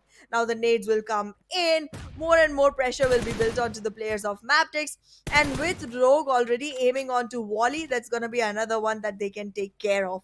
The circle just keeps shrinking on the same exact area, centralized pushes, and that just means more and more chaos. I cannot wait to see how this unfolds. In the meanwhile, though, Ryuk will be able to find Wally. Wally, however, has a better angle, and that's why Rogue will have to make sure that he does not go ahead for this fight. Yeah, overpeaking is something that Rogue should avoid. Considering he's not inside the zone, HVDC need to find a spot that they can get in. Naruto, in the meanwhile, has been able to get that knock on to 52 esports. Does not matter. Both these teams have their separate compounds. So unless and until they decide to just push in, maybe throw some nades, Choto should get that revival, and 52 esports will be back with all four. HVDC, they finally pushed in. They have got those 6 frags to their name and now are neighbors of one of these teams. But I don't think so. That will matter a lot. In the meanwhile, SKYLIGHTZ, I believe, tried to push it onto 52 esports, or could be the other way around. But in any case, SKYLIGHTZ have lost quite a few players. It's only Mr. Boro who survives, and the other ones have just been taken care of one by one. Well, currently it does seem like it's gonna be an easier run for the side of HellRaisers, though, because DRS, the team that was supposed to be the kings of Hacienda del Petron, lose players to HR. In the meanwhile, though, Mabetex also trying to make sure that HVDC does not have an easy entry. This position that Jiro is holding is gonna give way too much intel to the remaining players. And HellRaisers, again, an unexpected name, going on getting themselves more and more fruit to the fight. I just cannot believe the amount of chaos that has built in. And soon enough, we'll see another shift happen that's gonna be even more salty, spicy, hot. It's gonna be fun. Oh yeah, that's definitely going to be fun. Now, Walu on the other hand is tossing a nade. King also, Exo still survives. That nade was literally in front of his face on that box, and he still does not burst out. 52 now just sharing a compound with King of Spades. Naruto, Mamba, all these players in just one single compound. This could be a really fun fight to watch. Oh, this could definitely be a fun fight to watch. Let's see what happens going forward, because as of now, 52 Esports do want to make sure that they take care of all of King of Spades. And the problem for King of Spades is that once the circle starts moving in, they're gonna be so much in trouble that 52 Esports will be literally dancing in rejoice. However, they should take care of the game first. In the meanwhile, though, we can already see players from HellRaisers getting knocked one after the other, and the players of 3X also getting eliminated on the 9th rank for themselves. Everyone that sustains now will have at least one placement point. But well, that's about it. That's about it. Nades being tossed in, King of Spades trying to find themselves an opening, trying to walk into the zone, but they will be caught. 52 Esports, as mentioned earlier, will be able to find those flags. Toto, right in his jump, will be able to take such a huge chunk of HP off of the players of King of Spades. It seems like right now King of Spades cannot find a footing no matter what they do. They started off with a blessing on their heads, and now they are fighting off against 52 Esports with nothing in their hands at all to begin with. Raw also trying to take a piece of the pie, makes it easier for 52 Esports to go ahead and grab those frag points. And right now, the only team with all 4 players alive is gonna be 52 Esports, and they are gonna make sure that King of Spades does not sustain. Beautiful. King of Spades is also trying to get that revival. So Faisal will be brought back into the game. That was big before the nade just came in and got that knock. So Naruto will have to maybe get the 2 revivals, then move inside the zone, but 50 to lose a player. Roy Sports also gatekeeping the remaining teams in this scenario. Center of the zone still being controlled by DRS, so they still have that upper hand. But let's see how much can they make out of it. Another player being spotted out. King of Spades out of the game. Raw now try to push it onto the remaining players of maybe 52. Very low HP for Jallad. Even Choto will now be forced in to take this battle, to take this fight. Raw Esports at some point or the other should be able to manage to get another frag point to their name. In the meanwhile, HVDC I think so also bites the dust. HR also out of the game. Mabetex have lost a player. Raw with just 2. DRS should be the one winning this one out. Absolutely, absolutely. If and only if they do not repeat the same mistake. Last time around, they did find themselves with all four players, but then lost 2 to Nades itself. And that's gonna be a difficult run if it happens again, because this time everyone is so close enough. It's gonna be a harder battle. But right now, Rules is gonna be able to find Leo. Leo is gonna survive on very little HP for himself. The Nades are gonna come in, but DRS will still have all players willing to fight, ready to fight, with all their abilities online. Rules goes ahead, gets Malik, and now it's a 3v1v1 because the revival is out of question. Another shot comes in, Sky's position has been detected. Raw will not have any chance fighting this off. Little HP, no HP, all the same. And right now, it seems like with this last elimination, DRS will get themselves the second chicken.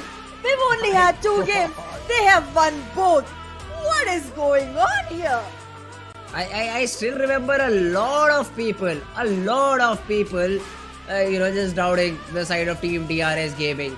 Snakes, of course, man, when they bite, the venom is just too deadly to deal with. And DRS with total 10 eliminations and 20 points will be able to put a strong footing in the overall standings as well.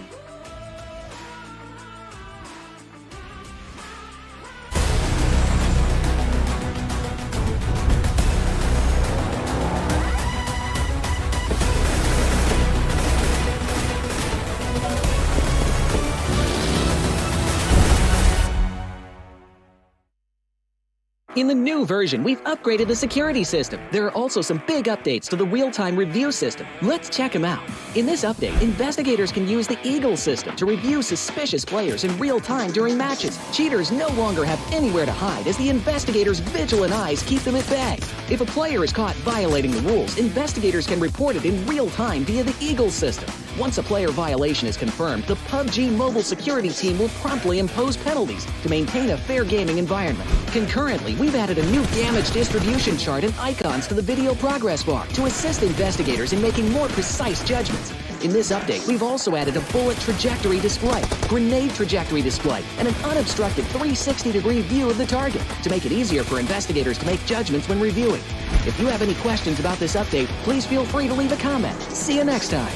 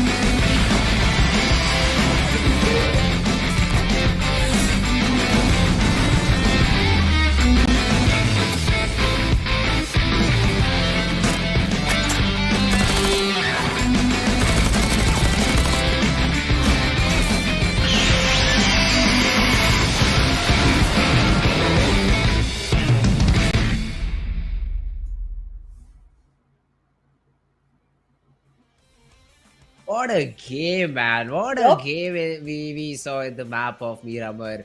The zone favors a team and they just make the most out of it. 10 total frags, 10 overall points at 20 point a game for Team DRS. They just repeated what they did in the map of Erangel. It's very consistently played, very beautifully played, and I would just love for this sort of a performance to continue for the side of Team DRS Gaming.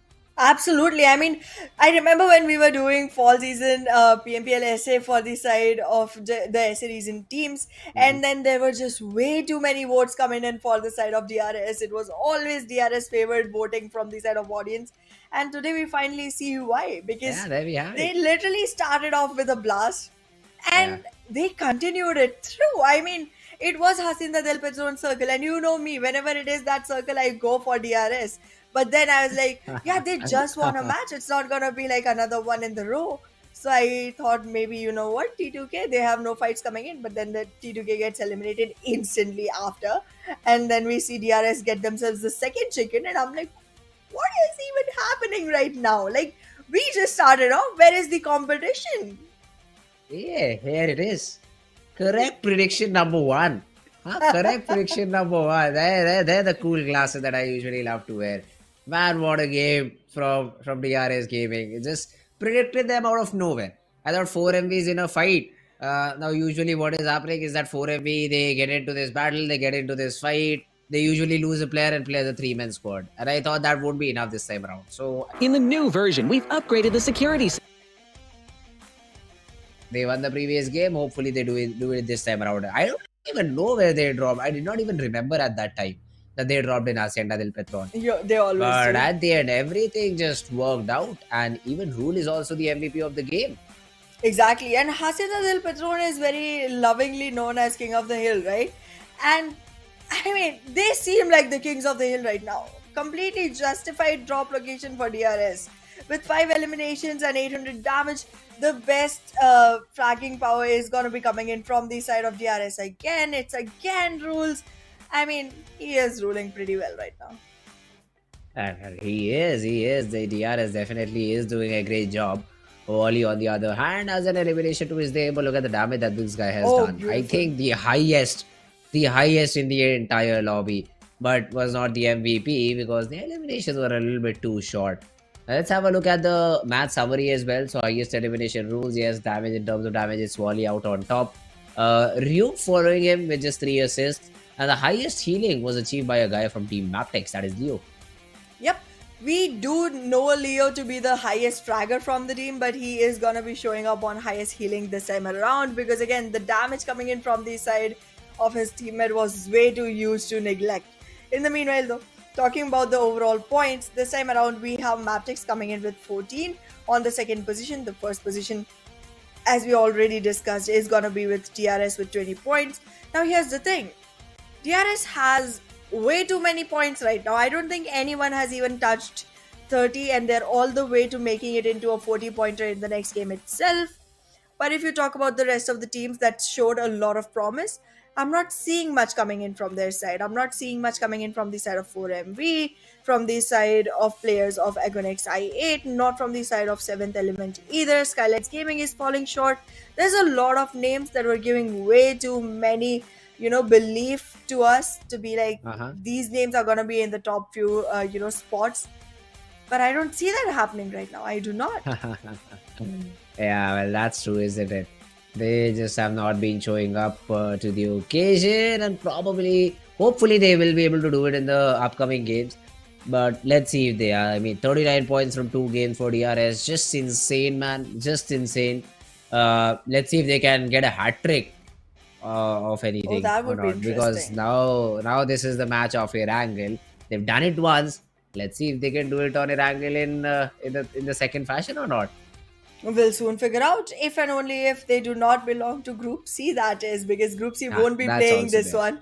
And I mean, if they don't play Erangel, then they will still be playing Sanhok, and it would still be considered a hat trick because, again, they are going to be playing those 3 games in circulation. Yep. So that's a whole different thing to keep in mind. But yeah, I mean, this is going to be super interesting. I cannot wait to see how this turns around because, to be very honest, the fashion that DRS has started off in, this is absolutely mind-blowing. And I mean, they did lose a player at one point of time, and I was like, okay, DRS has lost a player. Now the team that we were thinking will be winning this is not in the contestation. But then look at the way things unfolded. Everyone else started losing players at the same time. Yeah. 52 Esports was the only team with all 4 surviving, but then they were on so much edge of the circle that once the blue started pushing in, they could not sustain at all. In no time itself, they were completely gone, and DRS became the team with the most players alive. And I'm like, what is even happening? All the things in the world just to get my prediction correct. That's what happened. These teams Lucky. play good, I know, but for me to make a prediction, that's rarely happens. Rarely luck is in my favor. So I suppose today all my other predictions are going to be correct as well. Hopefully, fingers crossed. But yeah, we will have to see. We will have to see about that.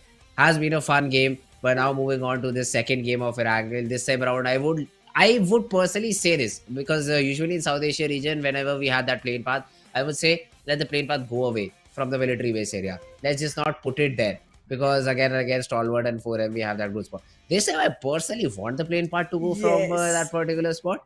Let Aegon X I8 and 4MV fight it out. I want to see that fight happen because all these two teams have a really good core strength in terms of the gunfights that they take. Stalwart also can go towards the overrep now. I think we also might have Regicide going towards the overrep now if that happens. I mean, we'll have to see about that. But if it happens, if both these teams play it out and drop into no overrep, another drop fight could be a possibility. So I really want the plane part to be rigged this time around, maybe by the PUBG gods. Let it be a military base plane path and let these two teams fight it out amongst each other. Well, we'll soon figure out if that's going to be the story because, like, just like you, even I have wanted for it to be a military base, plane path, and not only that, I want it to be a Okay. military base circle as well. To be very honest, there is going to be absolutely, good shot of being early fights in military base itself. But then, if you see more and more teams trying to go ahead and acquire the same spots, the two teams that generally take this fight might want to settle it down a little if the circle also happens to come the same way. They would want to survive slightly longer. And once the more teams add onto this particular region, it's going to be so chaotic. I'm going to love witnessing that. And considering that this is, all the way towards the mid of the first day, chaos is all we want, isn't it? Yeah, that's true. Chaos is all we want, and chaos is what we've been getting. And yes, military base on the plane path. Would love to see now the drop locations of all of these teams. It is again a little central plane path, central-ish plane path, I'd say, because except for the extremities, like I think even Zarki is achievable. So only the extreme eastern parts of the Milta map, power. that is Lipovka, Milta Power. I'd say for a good reason, prison as well. All these areas will be a little bit difficult to drop on. You'll need to take a lot of time while dropping in these positions. Or Stalwart is going So to know it. yeah, let's see. I mean, how do they drop out? How do they want to play this entire tournament out? Absolutely, this is gonna be super fun. But here's the problem: the reason we wanted it to be a military-based circle is missing. Where is Egon XI8? They are in Group C. They're not gonna be playing this one. But in any case, we will see Stalwart and 4MV try to make sure that they get themselves enough spots inside. Stalwart is going to try to glide all the way towards Nova Repnoi. I'm seeing 4MV try to go towards the central area of military base as well. And we are seeing the players of King of Spades trying to switch up their drop spot. They used to drop towards George Pole and sometimes towards Zarki, but this time they're going to go all the way down south onto Primorsk. Let's see how this turns out. We generally have seen Faisal try to, go ahead and scout for the team, make the team follow him through. But look at the circle. Such a tease, this circle. Like, all the way, it gave hope for the players to drop onto military base, and now it's just gonna go all the way towards Georgiopol. Cool tricks. Call it whatever you want, but that's where you'll have to drop in. So I am excited at least to see how all these teams drop in, how these teams decide to take those early battles and then rotate too, because for majority of these teams the zone is going to be in a very difficult spot. Now Reggie's side, they have dropped into Yasna and they've already got SKYLIGHTZ off their feet.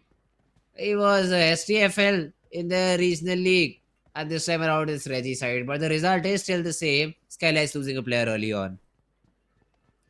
Well, SKYLIGHTZ, they have had a very bad curse on themselves for a really long time, and you and I have witnessed it all the way from the PMPL SA season. I mean, they gave us a great run towards the league week 3, and after that, they started dropping down literally to the ground. And the same thing is following through into SAC as well, because I'm not seeing much coming in from the side of SKYLIGHTZ Gaming overall. And now, them losing Mr. Boro that quickly into the game is going to be added, disruption for their own side. In the meanwhile, though, Seventh Element, again, a team that I have very high hopes from, could not really deliver much in the last game, did not even play the one before it. This is going to be the Erangel that they become a part of. Let's see if they're going to be able to take us by surprise on this. Yeah, all right. And the meanwhile, though, we have 52 esports who have already started looting the city of Georgiapol Western compounds and Northern compounds. Call it whatever you want. Jallad, Hassan, Vadu. Choto, all these players, they are just looting for themselves. And once they find some decent loot, they will wait for the first zone to close it because they're literally in the center of it. And the other teams have already started to rotate, Leo being one of them. They can probably go to a Georgia Bowl containers area because nobody has dropped in that spot. True that, true that. Let's see if Leo is going to be able to rotate to that spot because as of now, 52 Esports does not seem interested. No one else has already acquired the spot. And once Leo realizes that the circle is literally having Georgopol to the center, they should actually go ahead and make that move for multiple reasons. One being everyone is going to be entering the circle from either the eastern or the southern edge. They are towards the southern edge. If they go towards Georgopol, there's going to be lesser fights that they have to fight off and more area that they can capitalize on. If not Georgopol containers, then at least towards hospital, at least somewhere farther away from the southern edge is where I would want to see Leo. Same can be said for T2K and HVDC because all of these teams, the kind of play I'm seeing from them in SAC, they should try and avoid fights in the early stages, survive with more and more players for as long as possible, and then maybe try to go ahead and find some eliminations after they have already seen 6 to 7 teams getting eliminated to begin with. Because these teams are not having a very fun time going in for eliminations. So I hope that they try to manage themselves at least through position points. All right. Well, it'll be fun to see. I mean, how all these teams pan out against each other. We could also call this a T2K zone. If it Oh ends yes, somewhere around Sivarni. Yep. shooting range, because it's still on the edge. But because most of the teams are still not inside it, you can see T2K also trying to put a good foot forward in this entire tournament. In this not the entire tournament, but in this entire game. So let's see T2K. They have already moved towards maybe around that bridge area because they just want to control it. Although the zone will be still posing a few questions in their mind. I think it's a spot to hold because if the zone goes towards the main island, you always have the bridge to rotate. But if it stays on the shooting range, there'll be a lot of teams trying to use that bridge to their own advantage, and then we will see a lot of frags flowing their way. Well, absolutely. There's gonna be quite some interesting, fights coming in. But let's see. As of now, it definitely seems like there's gonna be a lot that needs to be done before any team is gonna invest into, taking up any battles. Because once you enter into SSC, the playstyle for all of these teams changes a lot. And the major reason of that being that all of these teams now want to survive, be the best, and get themselves some, podium placements overall. So they try to be alive for longer. They try to be cool towards the beginning. And again, the circle being in this particular position is giving the teams a lot of chance to go ahead, acquire their loots, come back in without much to, worry about. So that's just something that we can, keep an eye out for. But in the meanwhile, now that the circle has started shrinking in, for once, Fritz, I'm not seeing a late rotation from the side of 4MB. They generally wait for the blue to cross over before them. Okay. Well, let's see. I mean, how do they try to use that to their advantage or not? Meanwhile, seventh element on our screen. Alyan does not have the best possible loot. Just a level 1 gear that he has, plus a DP28, and same for Divine too, man. This team did not have a good time looting in their area. Maybe they need to change their drop location, or maybe they're looking for that early fight to go forward with, so that they can just gobble up the loot of their opponent team. They will fight a fight if they just continue. Never mind, they are just having fun. They just slam buggies into each other and having fun, just trying to see what can be done in situations like these. Meanwhile, King of Spades, Exo Naruto, both these players will be making their way inside the zone. Stalwart, as you said, are going in for a very late rotation, and so are the players of Team DRS. So all these teams will find themselves, let's say, the extremities of the zone. And once zone number 2 starts to close in, that's when we will see these teams back into action. Pretty sure of that, pretty sure of that. And all of the teams will want to survive with more and more number of players alive. However, Stalwart being Stalwart might actually start a fight with DRS, and DRS is aware of that situation. So they're just gonna wait off behind the lines of Milta and walk in once the situation seems clearer. And in the meanwhile, Love literally just went in, took some shots, and is now walking back to the team. T2K just initiated a battle that they had no intention of bringing to an end, and now NBeSports has taken interest. They're like, if you're gonna scare away, we're gonna be the ones that do that to you.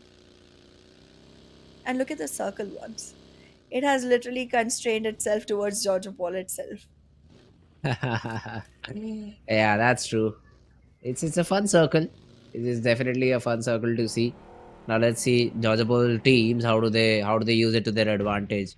4MV seventh element, a little bit of a fight. I mean, I think 4MV one of the players could have stopped the vehicle, leading to seventh element, throwing a few nades in this direction, but won't be of any use because 4MV is already off to their merry ways, and even seventh element should decide to rotate in because yes, they are on the corners of the city, but it's better to find a central spot because this is only stage number 2. After this closes in, that's when I'd like to see the teams prepare for the fight. So 4MV in the meanwhile, I think they are just clearing out the extremities. They're looking for any sort of late rotators inside the zone, maybe to take a fight or maybe to just have information about them in the later stages of the game. But yeah, for now they're just looking and just hunting for information. That's what 4MV is trying. Let's see if 4MV will have any results to that, because as of now, even if they're trying to hunt for teams, this is outside the circle. But then again, you do want to make sure that inside the circle you do have yourselves a very, neat and tidy compound that you can stay inside, so that once the circle starts closing in and multiple teams decide to walk in, you have yourselves a position that can be held without much to bother about. In the meanwhile, though, now that the circle is not really a Severny sided circle, we can make confirmation that T2K is not going to be the team that wins this off. But Mabetex and Regicide, both losing players, but Regicide on the upper edge of it because Wally wanted to nade himself and did it very well. Yeah, that's a little bit unfortunate for Wally. Now, map tags, they will have to play with one player less. I think Regicide will be able to get their knocked player out back up as well because I think they will have enough time to get that revival, and this being just the second zone should not be a problem. But Desert could have been a little bit of a problem only if Senny landed his shots perfectly. He whiffs a lot of his bullets. Scope could be one of the reasons too, but yeah, Regicide with 3 elimination points, looking strong, man, looking strong. Absolutely, absolutely. Regicide right now having all the fun for themselves. All four players online, already 3 frags to the name. Crippling map text literally to such a small number that the survival is going to be a question already. And now that the circle has also decided to move slightly towards the east, you can literally see the Georgia Pole Hills be in it. And who has the Georgia Pole Hills control? It's going to be Leo Esports. Scare away everybody. This is going to be a dangerous position and it's already taken. I don't know if teams are going to be able to find themselves a way around it, because this is going to be a scary one to fight off with. Oh, that's true. I mean, it'll be definitely a scary fight. But meanwhile, I think DRS, they still are looking to get themselves a better position inside the zone. Georgia Paul Hill could be one of the prime positions which already Leo Esports have. So Leo Esports will be in a good spot overall. King of Spades also on the foothill from the other side. As soon as you try to peek in, Tops from very far away has been able to throw in some accurate shots and has been able to get Rule back on the ground. Revival is being thrown in, the revival will be done, and DRS then will move inside the zone as quickly as possible. Well, DRS will be able to find themselves the best spot possible, but once they walk in, I do feel like 4MV and Stalwart might be a pain for them to fight off against, because HVDC will find themselves in a third party position, which is going to be super, super delightful for the side of HVDC players. But let's see who is going to start the battle first and who is going to be holding the upper edge on it for the further fights to come. In the meanwhile, we can see 52 Esports trying to rotate in towards the northern region, which is gonna be occupied by the players of HellRaisers. But the nades have started popping in to no result, by the way. But wait a second. Now DRS Gante is pretty low. He will be knocked out as well. But Stalwart, considering it's only two players trying to take this fight and still creating so much pressure onto the players of DRS, I have no idea how. But Stalwart with only two players is still looking so strong right now in this position that it cannot be believed the way they are playing right now. Two players creating the amount of fear that four could, already making the players of DRS scared. And now the third chicken that we were expecting from the players of DRS, that seems slightly far-fetched thought. But then again, you never know. You never know. All teams might start losing players. It's just the way this is. But Leo, however, I do feel like will be in a much optimal situation going forward.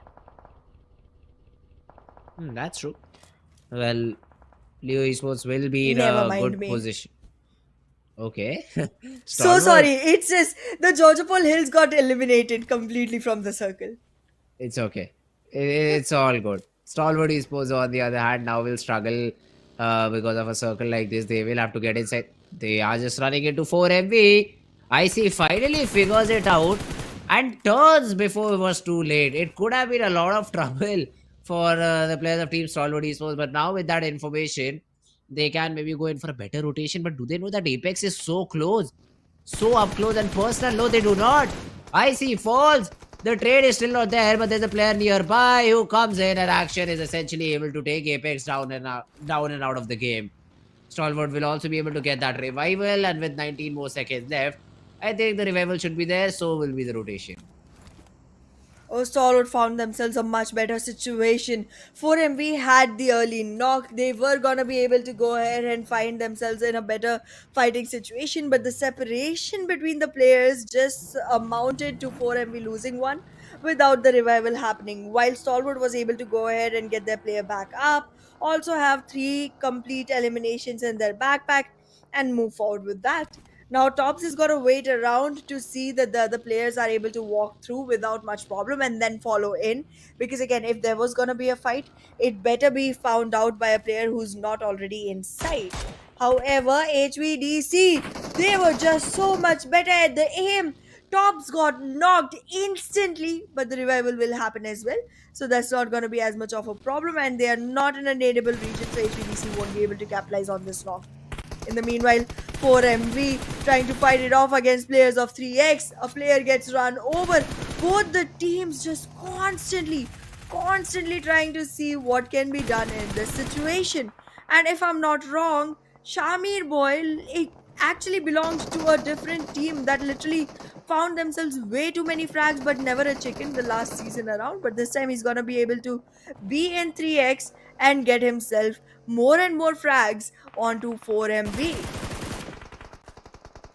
Meanwhile, yeah, 3X, they are just completely out of the game.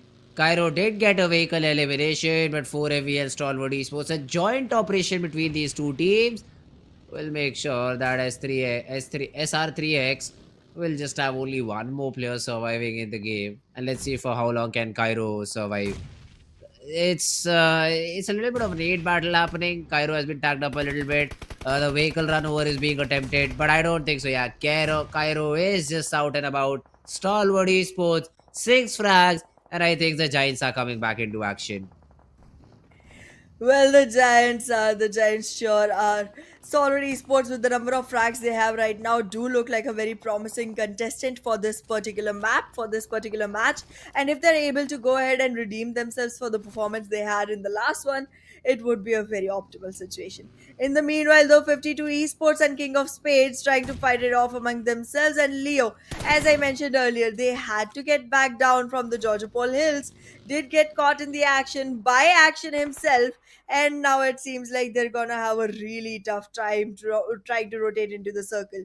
They do come in with a retaliation. Yetauda will be able to find a player from the side of Stalwart Esports, but now both of them being outside the circle are not gonna have a lot of fun. Not much. Yeah, it's looking dire for this team. Magnus, on the other hand, also lose a player. Sekujin very accurate with the shots. The smokes will be thrown in. You will be able to get the revival, but let's see how do you approach the zone. King of Spades under the bridge probably will go under the water too.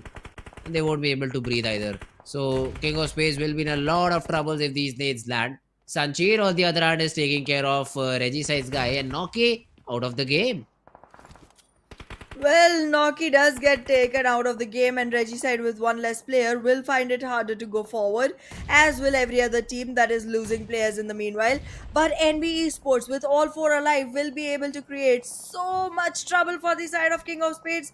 The number of utilities that are being used, and look at the way that you can see XOXOX survive for that long with all of that. He does get taken out after that, but like it was a really long survival with the amount of utility that got tossed his way. In the meanwhile, though, HellRaisers will get taken out completely, and Jane on the domination will now find NB Esports. Akaz is low on HP, but Jane just does not want to spot. He just wants to go ahead and keep on getting frags for himself, even from a very risky situation. Leo in the meanwhile losing players all the way to Magnus, to Leo, and also to DRS and Stalwart Esports. What is happening to Leo? Leo Esports, they just had a really good spot, but after that, one by one, are just being picked apart. NB Esports, I mean, two of their players are down on the ground, and for some reason, Mondo felt like taking a swim. Now he will also be shot upon by Rick, and T2K, they are just enjoying all these frags. Although this enjoyment will be short-lived because they are also 100 meters away, and none of them is Usain Bolt, so they won't be able to get inside the zone very quickly. And they also have teams like DRS to deal with in front of them. They sure do, but in the meanwhile, T2K will find themselves Regicide Roshan. Again, one of the players who had a miraculous 1v3 that he was able to squeeze in against the players of 7th Element the last time I saw him play. I do want to see Roshan shine again, but let's see if T2K will give him the opportunity, because as of now they seem to be running out of the battle. There is a dire need of healing equipments, so that's gonna be a lookout that T2K is gonna focus on. In the meanwhile, Jane finds another. Jane is trying to dive deep into this battle. He does not really have much support, but with the smokes that are lining up, he wants to go ahead and find players of NB Esports, but the amount of HP on himself will make him run away, heal up, and then come back in. Oh man, this is going to be tough. Now, the sort of game that Magnus had the previous time around, I think exactly that is happening to T2K, and the final zone is also in a very similar place. Now, if all these things could be repeated, DRS would have got the chicken, but this time around with just two, I don't think so. DRS have their opportunity, so I don't think so. DRS would be my choice if the predictions are asked. Now, NB Esports C2K, this fight is still going on. Mondo is the only one who could fight over here because Fizz Boy is still under the water. Cannot breathe, needs some help. The nades again and again chipping him down to very little HP. But the good thing is, he survives the biggest, I'd say, the problem for now.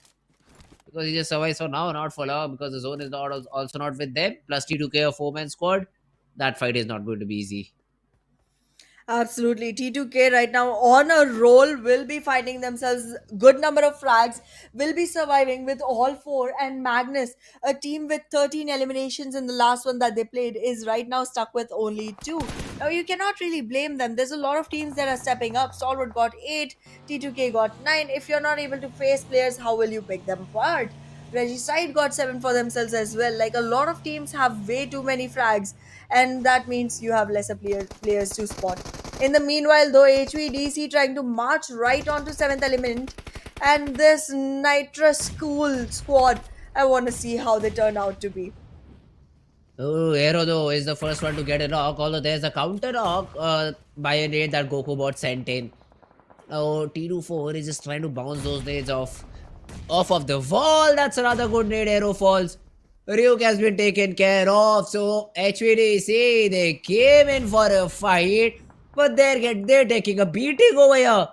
Divine gets third partied a little bit, but another nade from T24 will reduce the players of HVDC down to just 2. Down to just 2, and that too not in a very optimal situation. The revival cannot happen. Oh, Another never nade will mind, come GG. in, and well, the complete elimination will happen for HVDC. T2K from 7th Element, a team known to be cool, will just fire up every single player from the side of HVDC. In the meanwhile, Stalwart Esports will also get eliminated on the 8th position, so 9 eliminations and 1 placement. That means they still hit a double digit, but not as much as one would expect for them, considering they were trying to redeem themselves for the first game. In the meanwhile, though, Magnus with all 4 players still online. Let's see how they do. 2 players have been knocked, 2 players are still in fighting position, but for how long is the question. With 11 eliminations to the name, T2K again still with all 4 players surviving, while rest of the teams will be suffering with player loss that they have to cover up for.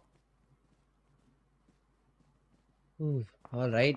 Well, Magnus right now, they do have a good spot on the edge of the zone. Plus, with them, only T2K is the only team with all 4 players.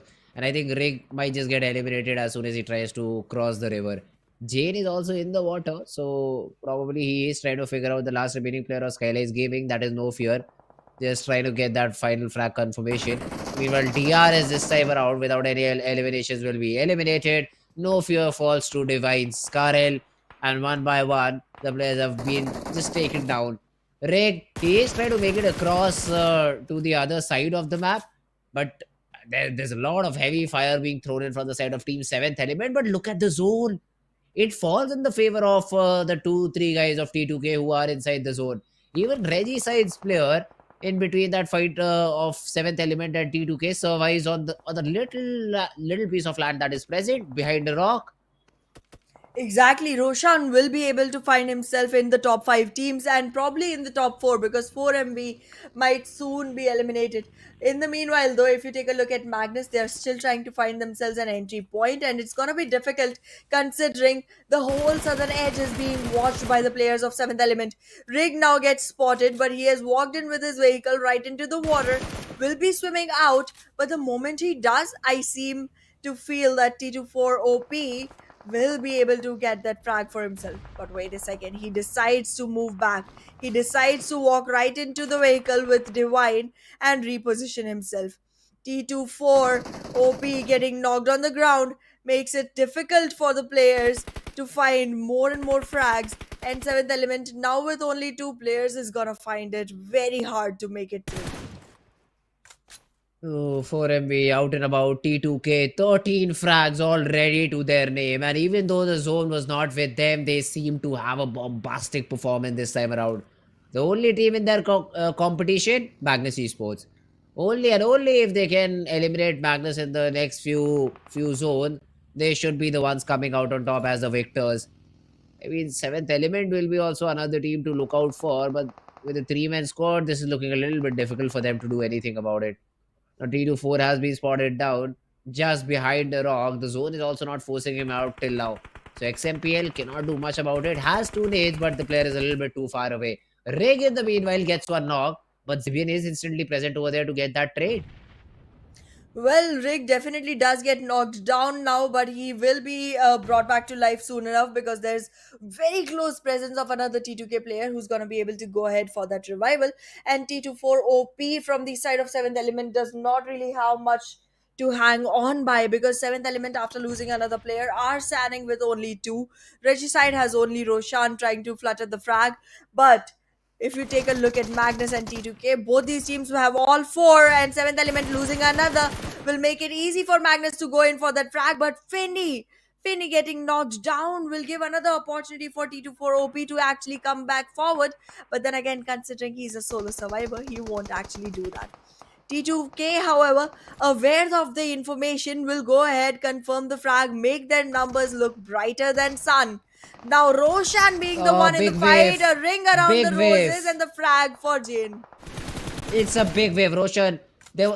For I'd say 5 seconds, T2K guy was unarmed, but he was still not able to make the most out of it. A big wave coming in, and now Magnus have also lost 2 players in the process. 7th Element is down to just 1. So T2 make it 0 because Jane's nade is just too perfect. T2K are out for blood. They are out on a rampage. And it seems like they are out for the chicken as well. They have already cut off the players of Team Magnus by a little bit. Zibian, yes, he's able to get that knock, but the position that they have is not good. Although Finny also tosses out a nade.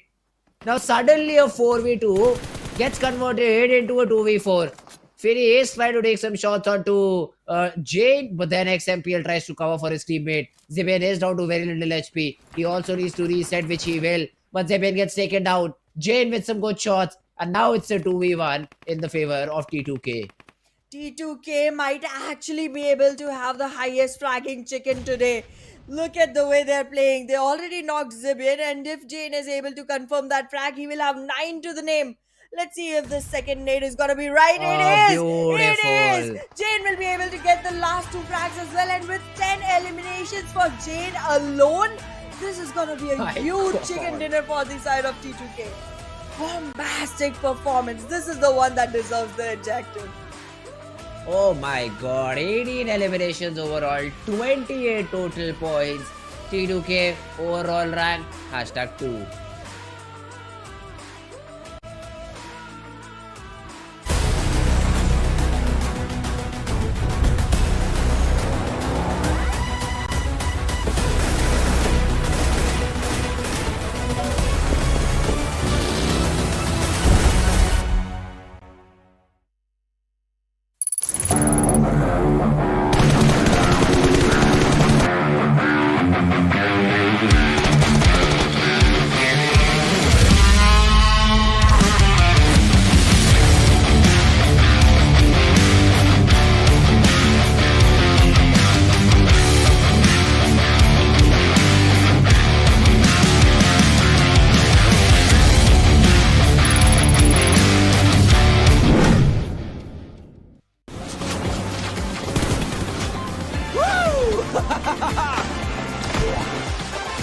Welcome to Airdrop Carnival. Let's have a blast.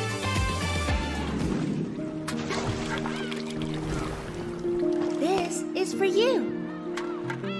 Let's play together.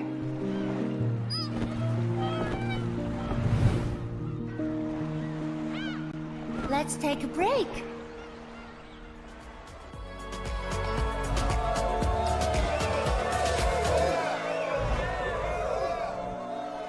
Watch me shine on stage.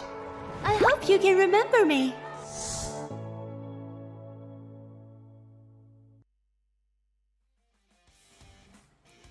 Alright guys, back after a short little break, but what a banger of a game, man. Yes. T2K just hopped in, just jumped in and took everyone down. What a great performance, man. What a great performance. And the first 3 games, the first to go to DRS, the third one goes to T2K.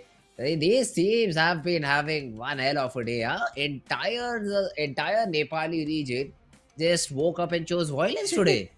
They sure did. And the kind of frags for the side of T2K. I mean, 10 eliminations for Jane alone. Yeah, 18 eliminations in total.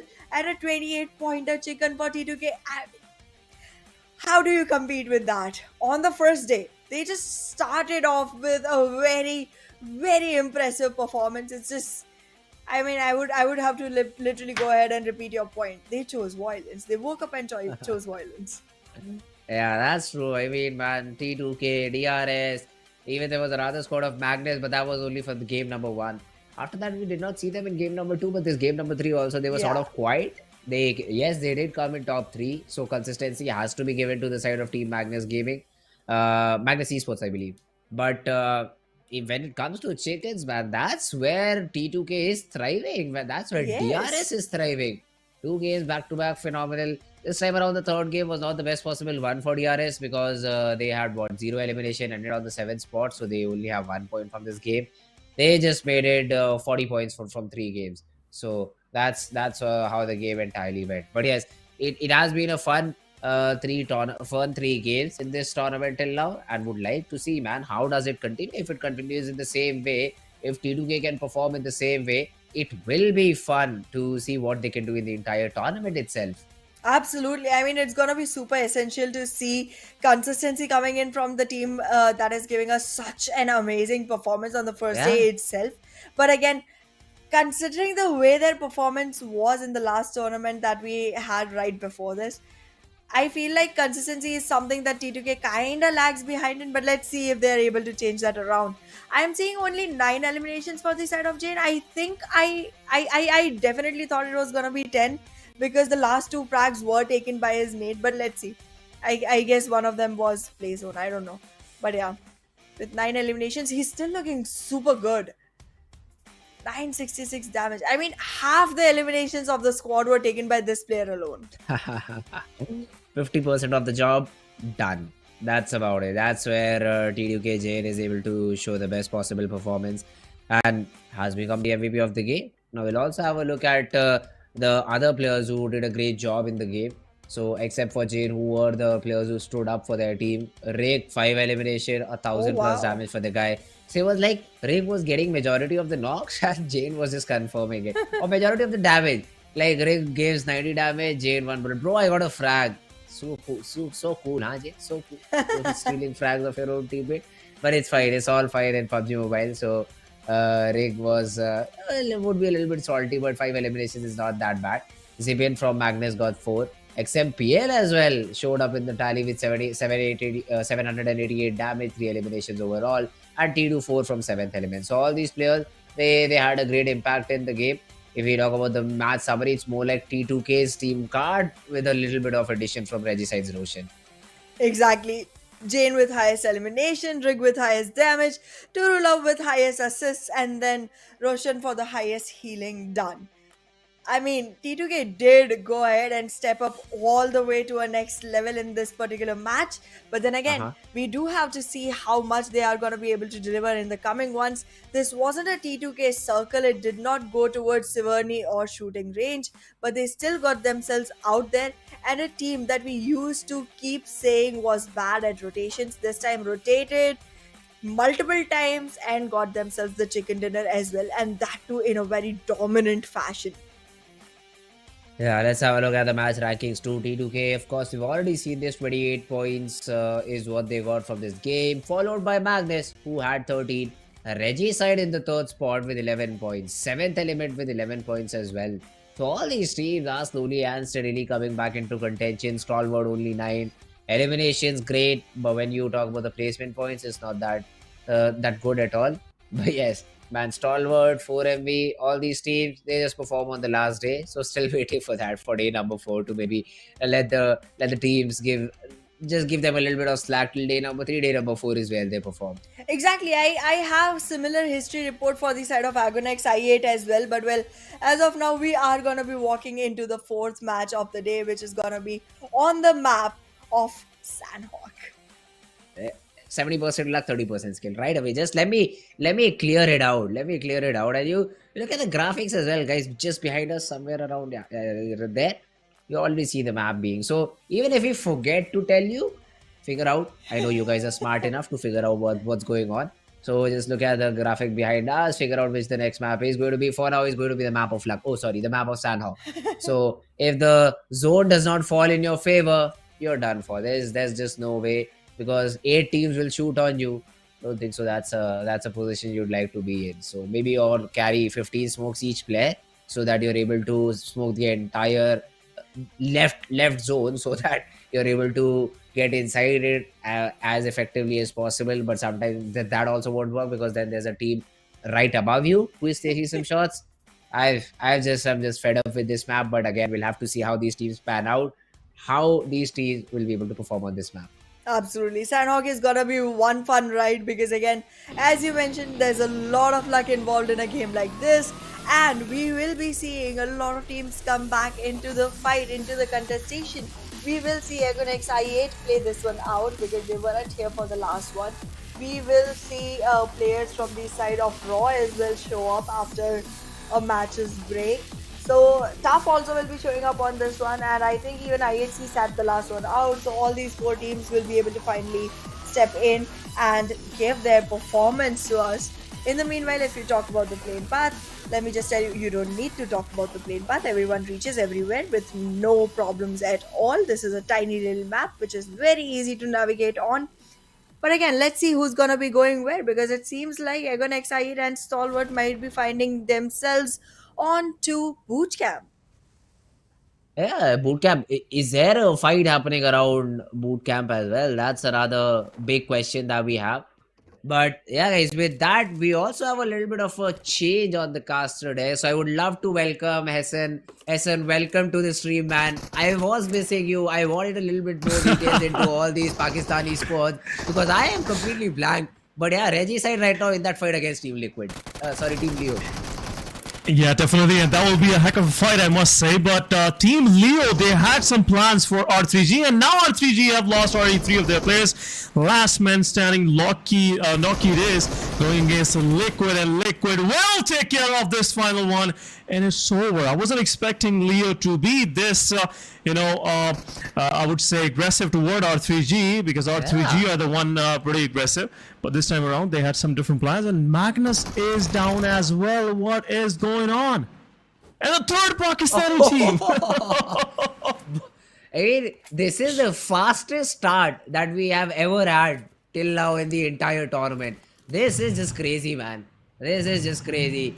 Magnus, Regicide, 7th Element, all these teams out of the game, and even Leo and NBeSports have lost a player each. So a lot of fights happening around this Sanhok map. I believe teams are still figuring out where the drop clashes are, where the other teams drop in, and that's why we've seen so many fights happen at the same time and so many teams being eliminated this early on. Yeah, because some of these drop fights in Sanhok were pretty much expected early on. You know, before the SAC, we were contemplating that how these teams gonna manage between these fights. Are they gonna share their drop locations, or we will see some heads-on early fights? And we just saw 3 of the teams. They just had to leave early on, and I guess the Pakistani side, the PMPL teams from Pakistan, weren't ready for this kind of aggression coming from the South Asian teams and South Asian players. But anyhow, that was one thing to start with, you know, something unorthodox. But once again, Team Tough about to lose one of their players, but Tarzan surviving on that Slitherfin HP. And IHC, I feel like they have some sort of plan for Team Tough as well. They have well read how Tough is gonna drop all of their players around Quarry, and now they are just kind of holding their crossfires, making sure that none of the Tough players could escape from this vicinity right now. But 3 teams, Fritz, it looks like this was a well curated plan for these 3 teams. Yeah, it seems to be. I mean, they neither MGS, R3G, 7th Element, they were not able to take a lot of players down with them. So Leo just lost 1 and we lost 1. Other than that, it was just the entire squad being eliminated. And especially the Leo fight, I thought Leo should have been taken away, should have been taken care of, because that was a 2v3 that went into the favor of Leo. And again, shotguns are just too absurd. That's what happened in that fight. There was just a DBS around the corner and it just went boop boop, and 2 players also were completely taken out of the server. So would just love to see that weapon being nerfed out. But the rest 12Ks and the other shotguns are also now being more utilized because of it. And well, that's what happened in that earlier fight. And this time around as well, Tough X Tarzan has already been spotted down, and you already see ISC, just circling around him. Zeol probably has relayed the information of the remaining players of Team Tough, or of about who has he seen around the map, and Demo is rotating accordingly. And IHC is looking for that early battle. They love to take those early fights. They love to get some frags early on. That usually boosts their confidence. Yeah, early on, this kind of fights, and if you are able to finish these fights without losing your players, it gives you that boost in the matches like Sanhok. Sanhok is all about gunslinging, and if you have this kind of confidence early on in first few minutes, God knows what kind of wrath you will unrail on the rest of the lobby after all this chaos. But anyhow, moving forward, guys, 3 of the teams have already left the lobby. They will be watching this whole action from the benches, but right now, seeing the situation of our circle is mainly toward the main island, centralizing boot camp and the surroundings. And down south, I only see one team, High Voltage DC, right now camping outside the circle. Rest of the teams have already made their way in.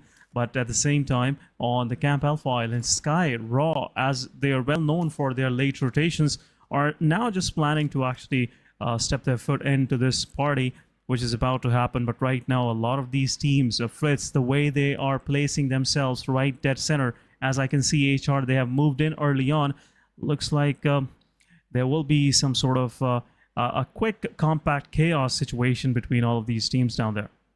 Yeah, I mean, all of these teams are eyeing out for the central area. You look at ToughX, you look at IHC, even HellRaisers, SKYLIGHTZ Gaming. All these teams are so close by that it's all it takes is one fight between either of these two teams, and you'll see third and fourth parties happening. Already, I see Leo just bumping into 4MV, and that's no not a fight you'd way. like to take this. Apex just gets a couple of frags. Slipknot's like, nah, I'm out of here. He just takes a U-turn, goes onto the other island, and will try to figure out a different way to get inside the zone. Different way, or maybe no way, I must say. At this time, the theory proves itself once again that you can never use vehicles in Sanhok. Sanhok is all about, you know, marching in on your feet and you know, start finding your way inside the circle, because whenever you are on a vehicle, it gives you this kind of situation that you cannot react, you know, proactively in these kind of situation. And Doc, right away, both of these teams were trying to, you know, exit the vehicle, and both of them got eliminated right there. But at the same time, you know, you have to be slow, and at the same time, on foot is better, I must say, in terms of vehicle. See, as you were trying to park uphill, couldn't even aim properly, and 4MV took the total advantage and took both of those players.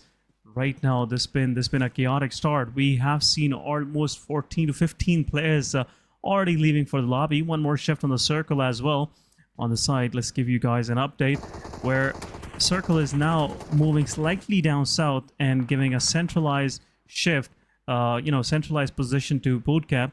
And it's a southern shift right now. 4MV, they're situated very nice. STE is also nearby in bootcamp. They might not have to leave, you know, for anywhere at this point of time. But looks like teams on the eastern side, Fritz, will be dealing a lot of problem. I don't see most of these teams surviving in this kind of, you know, close packed situation where Tough is down south, IHC is close by, HR is right between SKYLIGHTZ Gaming, and also from the east side, High Voltage is joining inside the circle. So it could possibly a heck of a fight between these 4 to 5 squads. Yeah, I mean, the circle is going to play a very crucial role, because for now they do find themselves inside of it. But if it goes back towards the western side, if it again falls into the favor of 4MV or Raw, you'll see a bloodbath. You'll just see a bloodbath between all of these squads, and they will just be hoping to, you know, get inside the zone. I mean, for now, HellRaisers, they do not have much information on what's happening on the left-hand side. It's only the players of Tough who know that somewhere or the other, IHC players are nearby. But Stalwart, in the meanwhile, they are in this fight with Team T2K. And Turul, he was lost. He did not even know that Stalwart was still present over here, and just gets run over too. Instant confirmation of the knock, and T2K left with just 3. Oh, no more love for T2K. You know, it looks like T2K gotta live this life without any true love. So right now, Stalwart Esports, they are slowly and steadily closing in, and the situation looks like T2K is surrounded. Look at SRX3X, they're on the back lines as well. This hillside could possibly be the final resting place for T2K as well, but Jane getting some chip damage from STE action. Rig is also knocked out. MPL getting third party from IHC. Exactly. What is happening? And now it's last man standing. T2K Jane, whose position was already revealed, and a utility will just mark an end to the T2K, but slowly and steadily T2K, rest of the squad is pushing in, and STE will confirm this elimination. 4th team getting out of the match is T2K on the board, and now STE with some early success. 3 eliminations to their name, but at the same time they have gave slight of an idea the teams IHC and SRX3X that they are somewhere close by, so it could possibly be another fight breaking in anytime soon. But Stalwart Esports, they have a good position. I'm just slightly, you know, afraid they might lose it, because the way they are spread it out themselves, this could be detrimental, Fritz, because in Sanhok, you gotta be close, you gotta be packed, you should be always careful about your surrounding. And once again in the kill feed, SG strikes from the back on IHC, and meanwhile Circle is about to shift as well. this could be a full-fledged fight for SG, and I am pretty sure SG won't be able to survive because HR's attention will also be drawn into this fight, Fritz. Look at the zone. Shift towards boot camp. Now all these Eastern teams have to make a run for it, and then they'll be engaged into fights like these. SKYLIGHTZ Gaming, they want to run over a few players of Team IHC before taking that fight. Zyon is still down on the ground, so you better be quick on your feet. Alex is trying to create a 1v2, but he still gets one. The DBS again is just too absurd, but the trade, it is present, and no fear will also be brought back onto the foot. Yeah, but at the same time, some of the players' position is also revealed, but SG getting once again another knockout. IHC have a total control, and now IHC will make sure that SG won't survive. These players will be flushed for sure, and HR is also, close by. This could also break into a third-party fight as well, but IHC lost one of their players, but got two of the players from SG. SG with two players surviving, or I would say might be one only because HR took the players as well, but High Voltage, they want to join in. The third party is possibly another situation where HR would like to join. I know HR, these guys are pretty anxious. They hear gunshots around themselves and they like to participate, they like to join the party, but High Voltage, IHC, Team SKYLIGHTZ Gaming, all of these three teams are right now in a close quarter combat, where IHC is pretty much pinched between High Voltage. I don't think so. High Voltage would give some time, but Romeo boy strikes, but at the same time, Next also get knocked out. This could put a pause to the whole process. HellRaisers won't be able to raise any sort of hell on High Voltage, and this will provide some time to the players of High Voltage to rest their player, but utility being dropped. HR next will get revived as well. Both of these teams will take care, but another nade from Romeo Boy will take down another player from High Voltage. High Voltage have two of their players down. High Voltage wasn't expecting this sort of fight coming from the side of HR uphill, and now High Voltage have three of their players, pretty much pinched between HR and IHC at this very time, Fritz. Yeah, I mean, HR, they are looking really good. Although they did not pressure too much because I think they fear the third party a little bit. Otherwise, HBDC could have been a team in trouble. They have lost a player. They have taken a casualty. So HBDC really need to be careful. Oh, another nade! It's just not happening. It's just not happening for HBDC. They get that revival, but they fall. And even Ryuk goes down to a player of Team Tough. So HBDC facing the gun of a barrel. Oh, should I say barrel of a gun? But 4MV on the other hand, they are trying to jump spot the players of Team Raw Esports. Apex is taking a lot of shots. Tree too thin, but still provides him enough cover to get that reset. Oh, quick reset is much needed. High Voltage, I feel like, they're about to get eliminated. High Voltage are done in this match, but at the same time, Team HR getting one of their players knocked out as well. 4MV, now they have to keep this place in check against Raw, and another knock on the players of Raw, and two of the players are done, and Raw officials are out. 4 Miracle Wives are right now pulling off miracles. And what just happened? IHC confirmed HR as well. Oh my goodness. Team HR couldn't stand the wrath coming from the side of IHC, and only 3 points to their name, but third party happening on the players of HR as well. IHC and Tough took care of both of these squads, and in just a few moments, we have seen around 7 of these squads getting eliminated, and now it's all down to Stalwart Esports. They got debated, I think, HR. They thought that they got so many frags out of HBDC, they will push on to HBDC and confirm them. But instead, the other team was waiting for them. IHC had already gained position, gained momentum, and that's where they've been able to just get the job done. So, great thing from IHC, but at the same time, a little bit unfortunate for the side of Team HR because those nades were really, really good. But they also get those eliminations, but at the end of the day, when there's another team waiting in front of you, that just does not go in their favor. It happened twice today. The first time it happened with the players of Team 4MV, where they took care of 3 I8 players. They thought that there's a solo guy remaining, but this time around it was Magnus who had their whole squad ready in a compound. Just a very close by compound where the fight was going on. They thought, let's just finish him out completely. They did not go in for the revival of the fallen player, and they just got completely eliminated. And again, the second time, this time it happens with the players of Team HR. So a little bit unfortunate for all of these scenes, but they have to calculate these things, especially on the map of Sanhok, where literally you can have two different teams sitting on the same hill and not fighting amongst each other, but taking their enemies down. Yeah, Sanhok is a funny map, I must say, in my opinion. It's totally different. You never know which team will be the victim and at any time who will get eliminated. But talking about predictions, it's my first one. So let's go with the Team Agon-Excite. I feel like the position they have in the circle, they might go with the winner chicken dinner because they will be backstabbing Stalwart Esports anytime soon. But Fritz, what's your pick? I'm curious now. I'd like to go with NBeSports. They're outside the zone. Good Yeah, choice. they're outside the zone on the eastern part of the map. But usually what I see, they like to take fights as a team. And having 4 players will definitely help their cause. That's what I think. Plus, they don't have a lot of fights to take right now. So they just have to move in straight. Good But choice. that is at least I know because there's the map in front of me and I see all the players out there. But NBeSports, well, they will have to figure out how do they want to rotate. Otherwise, they just might run into a whole stat squad and lose a little bit of players and entirely lose the game after all. Yeah, the possibility is there because SRX, 3X, they're up north, pretty close to Agon-Excite, but still SRX would never mind, picking some of the frags on NBS while they're trying to get inside the circle. But SG, one of their solo survivor, Mr. Boru, is there.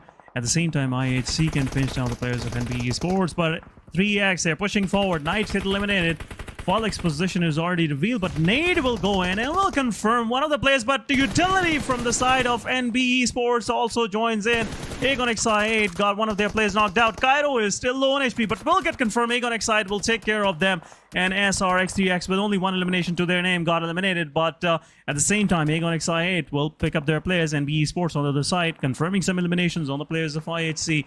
But NBeSports, what are they doing? Are they taking fights across the map and down south? They're keeping Team Tough in check, and at the same time, Team Tough losing their players to the play zone as well.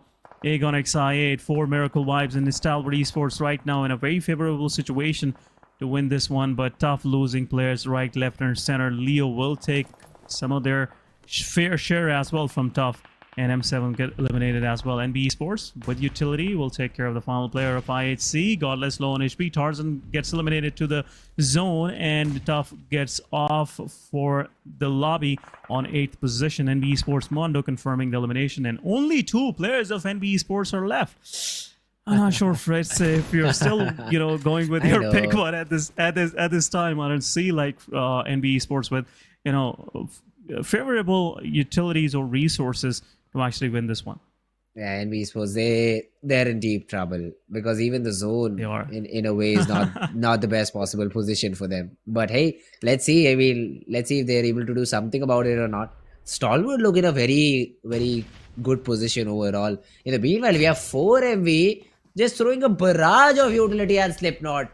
I mean, he tried to change rooms, yes, but every room had at least 1 Molotov burning there.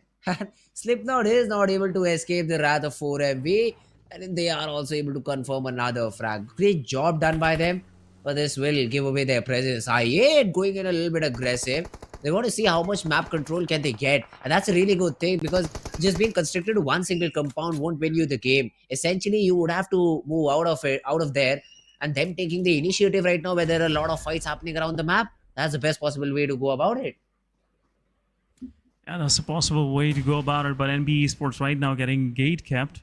Sekujin is knocked out. Mondo, the star player of the team, is still surviving with 4 of the eliminations to his name, but Sekujin takes down Mr. Boro.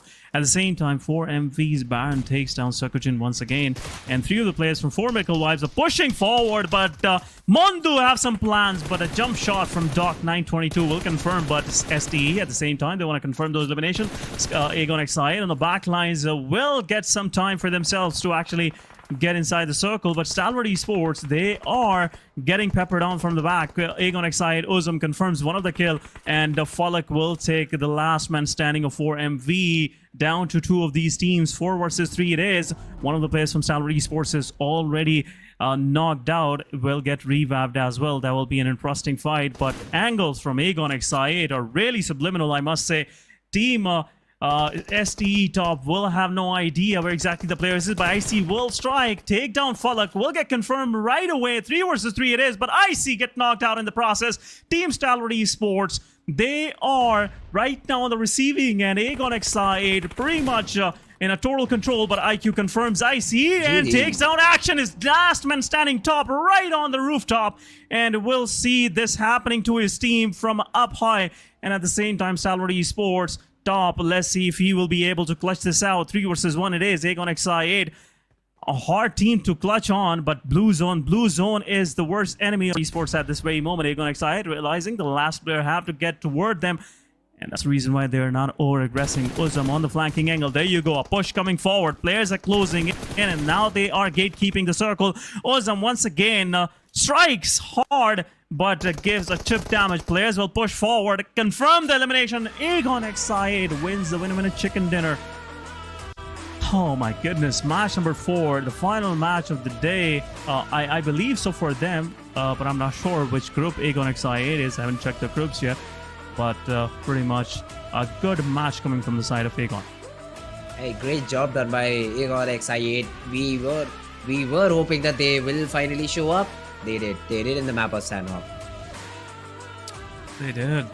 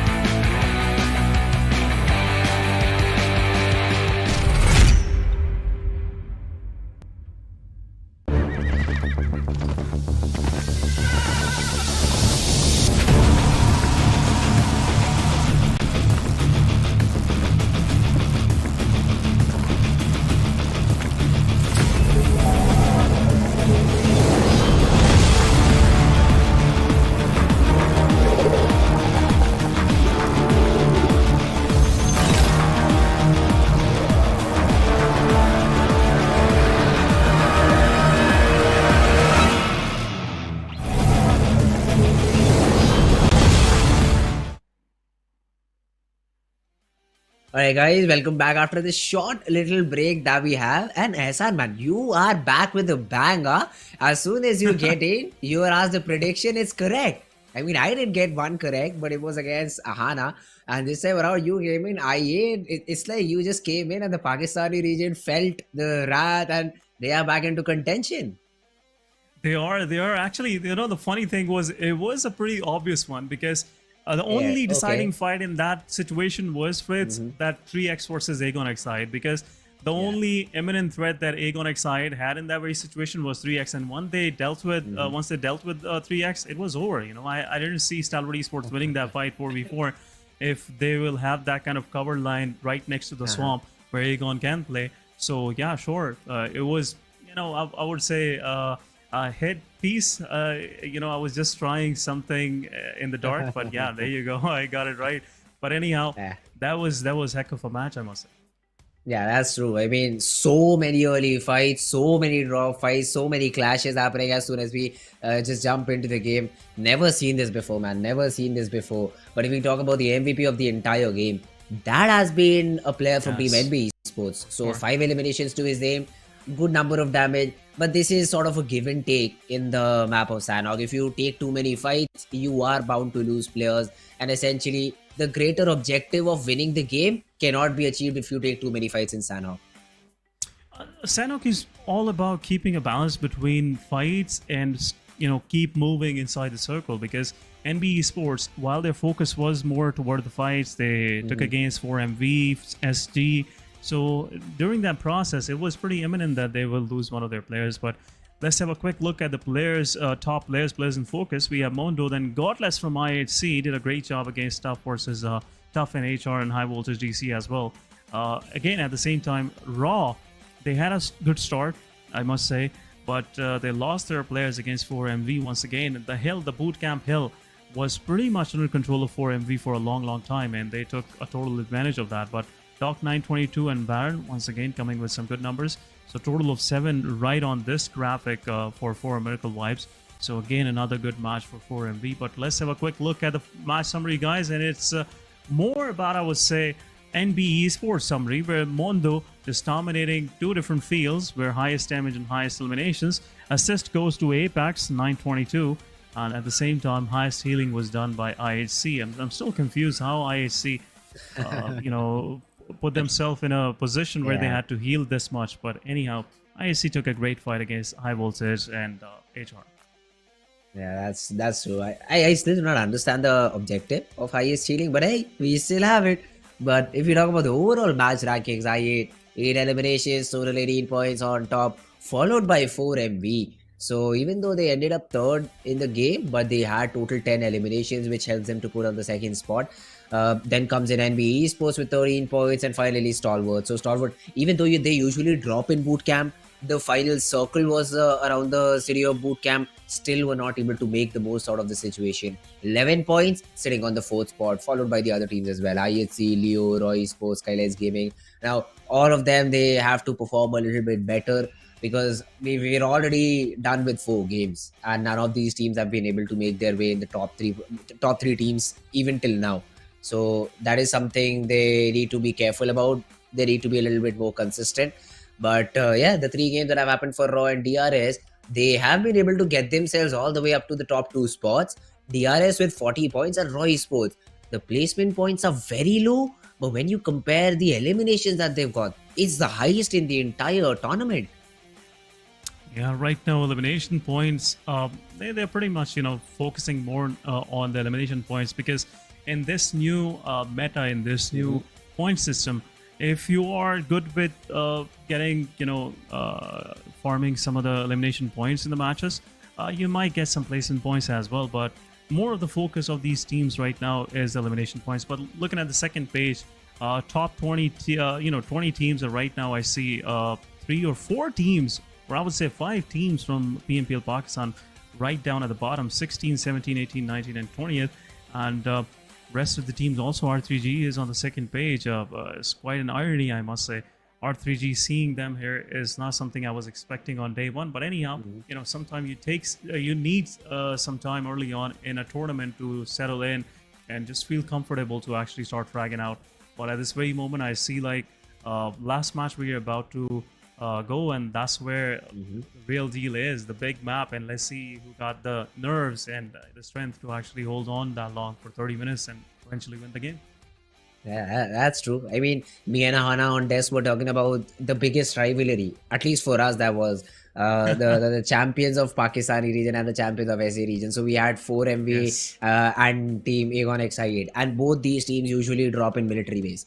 They do not like to experiment with their drops in this particular map. So we sort of had that battle in the first map, not in the best possible way, because the plane path was not with them.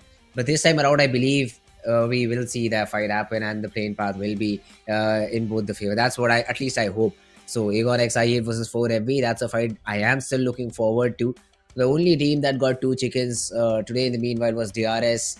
Gaming. They won that map of Erangel, followed by that map of Miramar.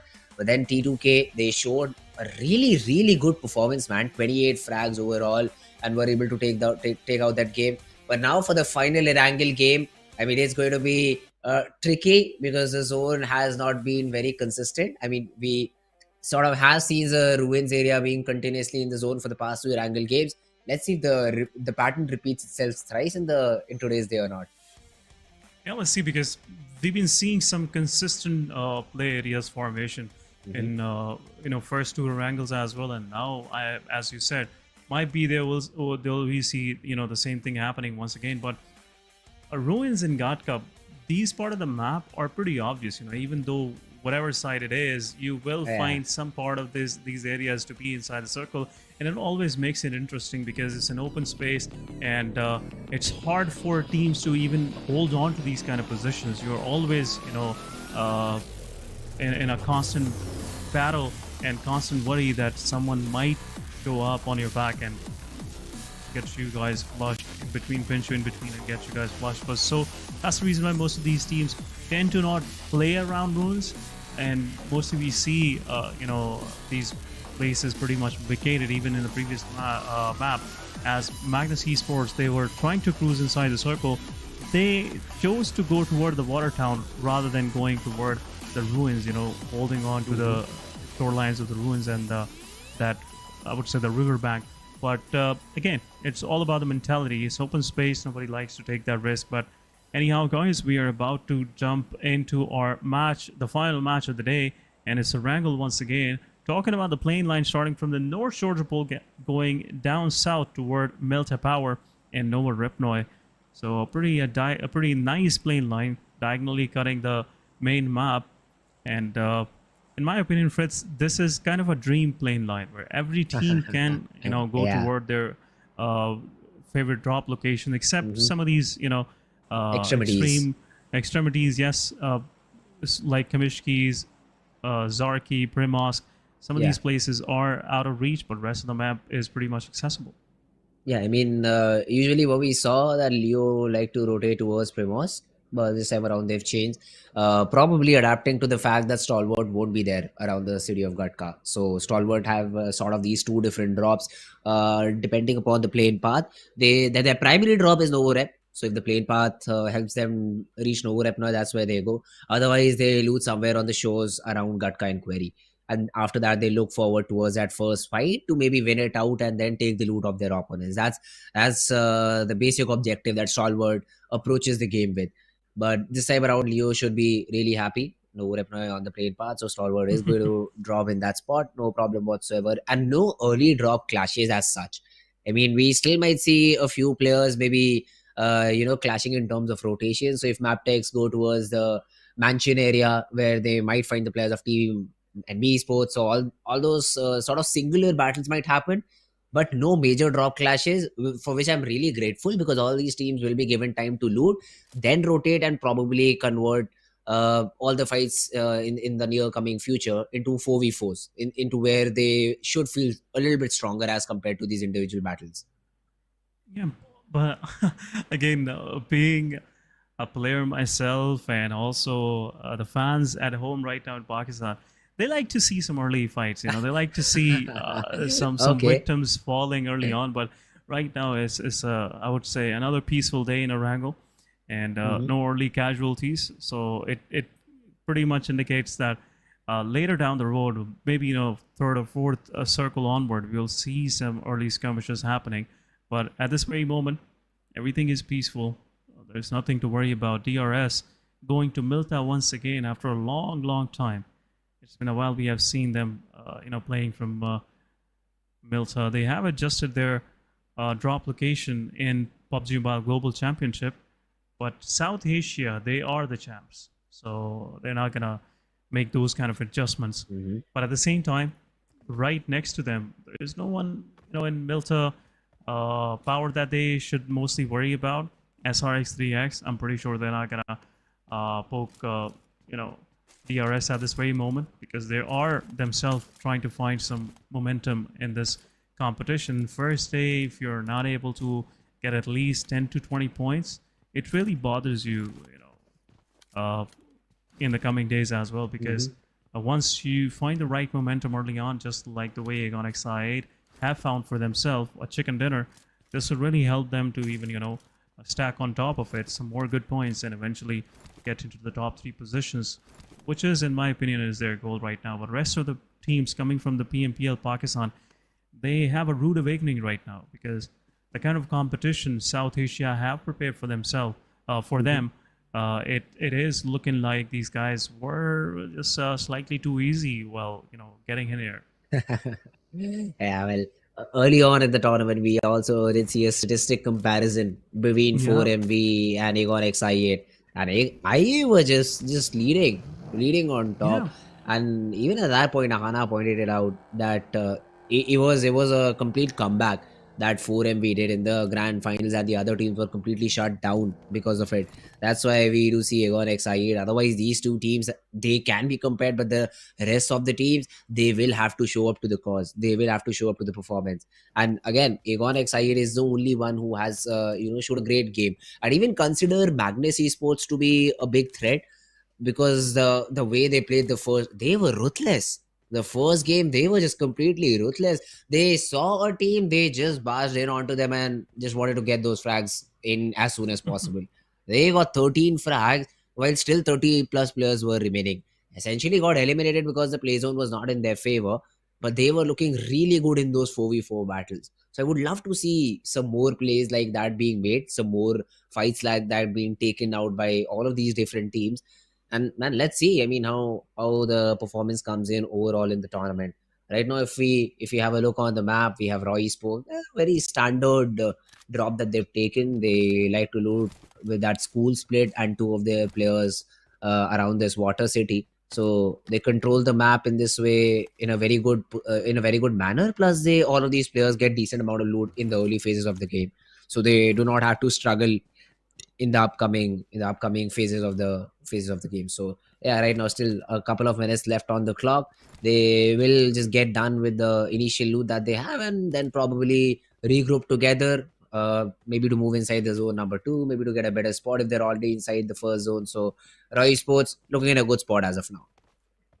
Yeah, Raw officials, their drop choice, I must say, previously while I was doing a South Asia watch party as well, I mentioned out that the drop location, the OG OR and Raw officials right now using in South Asia, it's a very nice place to be in early on in Erangel, because it gives you that freedom. Whichever part of the map you want to go, you will have a straight path down there, because a safer one, I would say.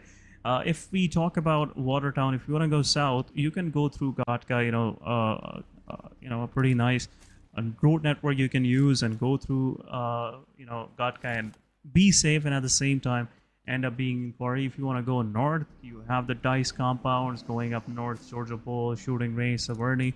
It's a clean rotation. You don't have to worry about anyone showing up in between, because there is only one place where players could be, and that is Shooting Range. The rest of the area is just an open barren land. But at the same time, if you want to go even the eastern side, you can pretty much cruise your way from the northern part of the map, or maybe going through Rozhok, whatever your choice is. So it gives you that kind of freedom whichever side of the map you want to go. So that's the reason why I really like this place in the map. And same I think about Ferry Pair as well. And Ferry Pair, it gives you again much of freedom. If the circle is going down south toward the Sosnova Military Island, it is going on the eastern side. You can go through farm and actually end up being around shelter, untouched, unfazed, I must say. At the same time, it gives you an open channel going toward the eastern side through Quarry and up north toward hospital and stuff. So some of these parts on the map are really crucial, and the teams that are choosing those drop locations will have a favored situation for themselves. But it's all about how they use it. But talking about this particular circle, guys, a quick shift, but an aggressive one, I must say, going totally toward the southeastern side and favoring teams at this way. And I must say, pretty happy team Raw, team NBeSports and Mabetex will be, because the circle has totally shifted toward them, and looks like R3G will also have a way in as well from the northern side of Rozhok, So right now, it looks like most of these teams have themselves comfortable in the second phase of the game already, Fritz. Yeah, it should be a fun zone for them. I mean, moving early on, already most of these teams were running towards the western part of the map. They thought it'll be a western shift overall, Yeah. but just in the meanwhile, while they were trying to rotate, the zone closes in, and suddenly all of them find themselves inside the zone. So I don't think so anyone would be troubled by a zone like this. You all are inside it, mostly towards the centric path. So even the third zone shift should not also matter to you. Although we have Raw Esports who are throwing in some bullets, try to get some knocks. 52 Esports on the other hand, Choto has been able to get a knock. Would look to get that confirmation out of Faisal because King of Spades, they were caught off guard. And 52 Esports, very quick to punish on that fact. Very quick to punish and nice angles, I must say, coming from the side of 52 Esports. I wasn't expecting them doing these kind of shenanigans from the ruins, the Church of the Ruins. Now, but 52 Esports, they have drawn a lot of attention as well because at this very moment, their back is clear. For sure, nobody is gonna pull off right behind them from Georgia Pool, so they can take fight on their front end. But at this very moment, looks like Team KS. King of Spades gonna lose one of their players. Naruto jumping down and will revive one of his players in the water. That's a nice mechanic, and it was much needed.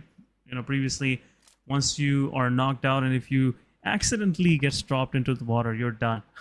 There's no, chance of getting saved, I must say. But this new mechanic is really helping in the competitive esports as well. Players getting knocked inside the water get revived once again. But overall, looks like, again, another phase of the game where we won't be seeing much of the fights happening because teams are still trying to find a way in. But Magnus Esports, Fenny getting first elimination on his own countryman, Team Tough's player, and Tough lost one of their players early on. But look at Aegon XI, they're eyeing on 7th element. Would be an interesting battle. It could be because this is kind of a local rivalry between both of these teams. But look at this. Team Magnus Esports, they're pushing straight on the players of Tough, realizing that they have an upper edge in this fight. And they have pretty much pinched the whole squad of Team Tough right now. Well, nice one. Nice. Great job done by Zebian. He is looking like a very strong player right now. Gets the second knock onto Tarzan and suddenly M7. He is feeling the pressure. The nade missed the window, but it still gets that confirmation onto Tarzan. So I guess it's all well and good. Malik now as a Bison. It's a very big magazine, but will he decide to push in? M7 on the other hand gets a knock out of Finny and instant confirmation as well. So no opportunity to get that revival. The push already comes inside the compound. Zibin first of all wants to go in with a shotgun, but the smokes will block the vision. Not for long. The spam will anyway find M7. Oh, look at that. Team Tough. What is he? Is he sitting inside the vehicle motivate and even gets the reset off of it? Has been able to pop the first aid, but then draw in. Spots him down, takes care of him. And Magnus, yes, they lose the player. Oh, was it worth it? I mean, they did get 4 frags. At the same time, I must say, talking about this particular fight, Mabetex have 2 of their players knocked out right away. Team DRS have total control, and now Wally could possibly be the next victim. But DRS right now controlling. At the same time, one of the players from Mabetex takes down 2, a third party happening as well. But Team DRS, they are in control and will finish off the final player as well. Team Mabetex is out, but DRS got one of their players knocked out in the process. It's not much of the, I would say, damage dealt on the players of DRS, but DRS coming out untouched right now with 4 eliminations, 4 of their players surviving.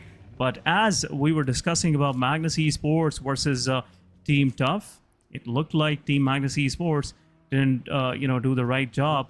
They should have keep all of their players alive. Fenny got eliminated in the process, while the rest of the team was just taking fight with only 1 player. This was a major mistake, but Magnus Esports confirming some more eliminations, and they have right away confirmed T2K as well. What just happened? A lot of fights. A lot of fights just happening in the third zone. Maybe the shift was anticipated, but in this way, the teams approaching for the fight, that's a little bit sad to see, man. The teams who were performing good in the first half of today suddenly taking early exits. Stalwart, on the other hand, they have also found themselves a good spot inside the zone.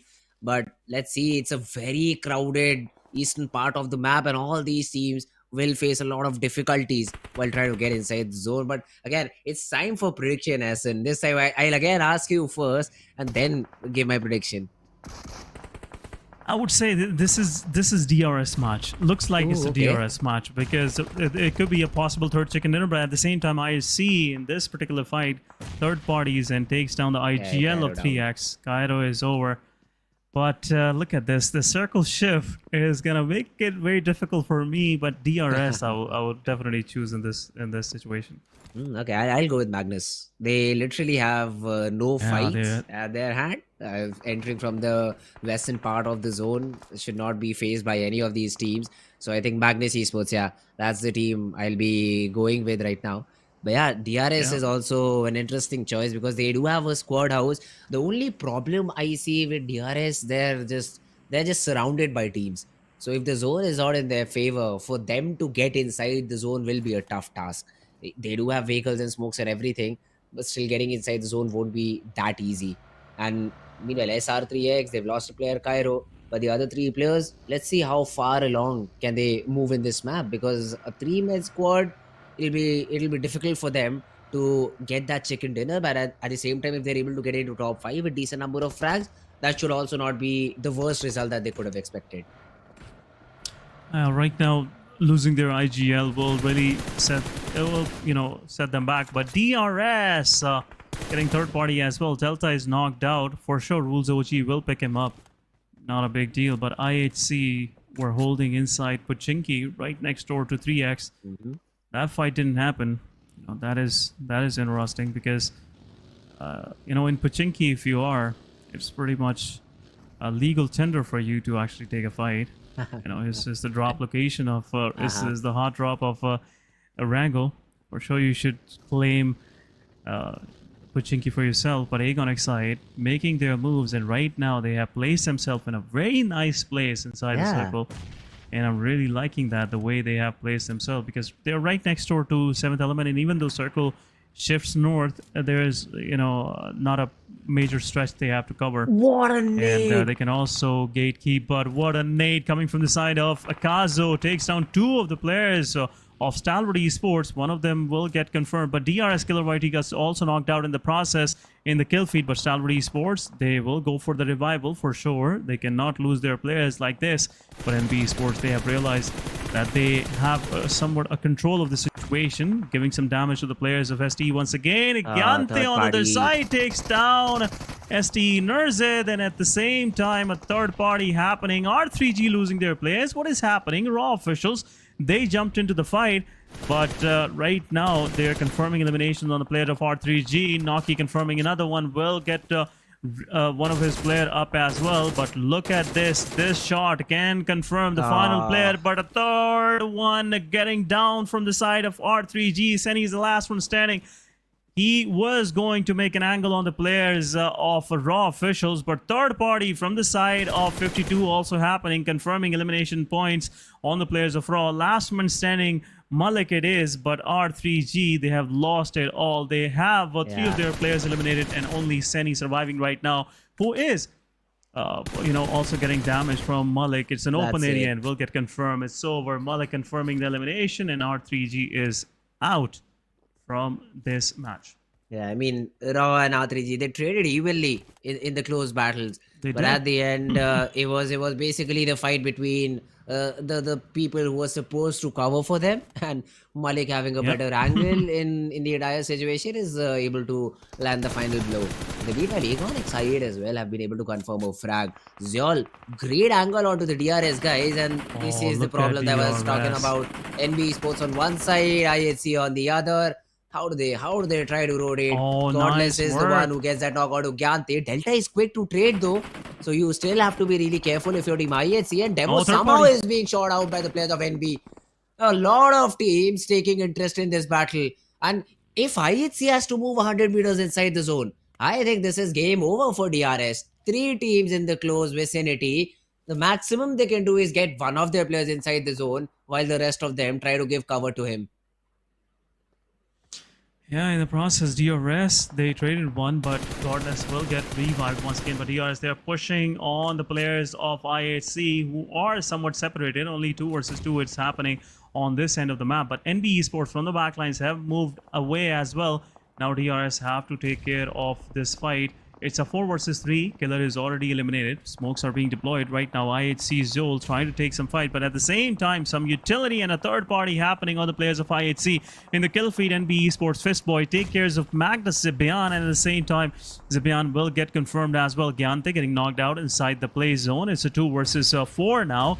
Magnus, meanwhile, gets eliminated as well. 7E confirming some eliminations on 3x. Meanwhile, but DRS, they're pushing forward. IHC, one of their players is knocked out. Rules OG with his AKM pushing forward. Will take another one down, and it's a third party happening as well on the players of Team IHC. 7th Element taking care of this fight from far away, but Godless, his position is pretty nice, and he is pushing forward with confirmed Delta as well. Last man standing. Rules OG will confirm Zol. Rules OG low on HP. A third party can possibly happen, but 52 Esports going against the player of Raw, the final man standing, but Lee joins in as well. And Rules OG still surviving. A utility from the side of Rules OG will confirm the 2 remaining players of IHC as well. And there you go. He is already preparing for that. A good nade, Alex, nice who just got back on his feet, has been brought down to his knees. Now, Godless Nice is work, very good on the Godless. trade. He is good on the trade. Nice one. Although the zone has already started in, so he needs to get his player back into the buggy, get him inside the zone and get that revival. This is going to be tough considering he will be shot upon by the players on the left-hand side team, right? 7th Element, do you see these players? No, they do not. Okay, never mind. So IHC, they will be able to get the player back into the game. It will be a 2-man squad remaining. I mean, not that they can do much about it. Oh, no they way. can do much about with the both remaining players. But then it's better to have 2 rather than 1. Malik, try to run, try to get inside the nice zone. work. Spotted down by Jallad, although the flag got confirmed by Slipknot from Leo Esports. So 52 Esports, even though they spotted a player out, they thought it was a free frag. It is Leo who get the job done. Leo right now just taking a total advantage of this situation where 52 Esports right now they are pinned down, and red zone being created by the players of Leo on the players, and the last man standing, Valud, already his rear wheel is punctured and won't be able to go that far, and Valud will get confirmed as well. Aegon Excited, now they're in the open and will face some wrath coming from the side of NBeSports. Fistboy right now confirming eliminations, and Aegon Excited right now in the open. Blade and IQ right now standing. Only 2 players, but NBeSports with 5 eliminations to their name are looking really promising at this very moment. Also, Fistboy gets some damage. Rest of the NBeSports trying to position themselves again inside the circle, on the edges of the circle, I must say. But 7E will take one of the players down from IHC. Alex still in the cover, nothing to worry about, but the third party happening from the side of Leo will confirm it, and it's over for IHC as well on 5th spot. Top 4 teams, 15 players are surviving, but Leo Esports, they are confirming frags at right, left and center. Leo look to be in a great spot, and so do the players of Team NBeSports. Oh, Aegon excited though. As soon as I say Still that, they just surviving. get that confirmation. Aiko is running in with a vehicle and gets that. Nice But one. how? Fistboy did not get knocked out. I thought the vehicle was right on point. Does not matter because our cars with an 8 has been able to take down Blade. The 7th flag Element. was being attempted to be stolen by the players of Team 7th Element, but that did not happen. Alian spotted down, being sprayed upon, but still stands tall behind the tree. Yeah, whether he's standing or sitting down, that's another question. But at the same time, 7E Aliani, he's getting peppered from 2 different sides. Sekujin have a different angle on him, and at the same time, rest of the 7E, they're not paying attention. This could be detrimental. They can lose one of their players, and this can totally mess up their whole game right now. Top 3 it is Leo with 4-man standing, 7th Element 4-man standing. This could be a chicken dinner coming from the side of 7E, the way they're positioned themselves. But rest of the NBeSports, they have to make their way in. A pretty split strategy coming from the side of NB. 3-man versus 4, and at the same time, a fear of a third party is in their mind, in the subconscious as well of NBeSports, because Leo, they have made their way inside the circle. They're right on the edges. but at the same time could be a possible threat for NBeSports in this very situation. But NBeSports Fist Boy is slowly and steadily trying to make an angle, and he will do so. Divine is taken down. NBeSports right now is in total control, will knock another player as well. Fist Boy, his angle is not being covered, but a nade from Sekujin will confirm the elimination, and Divine, it's a 3 versus 3 now between NBeSports and 7th Element, Fritz.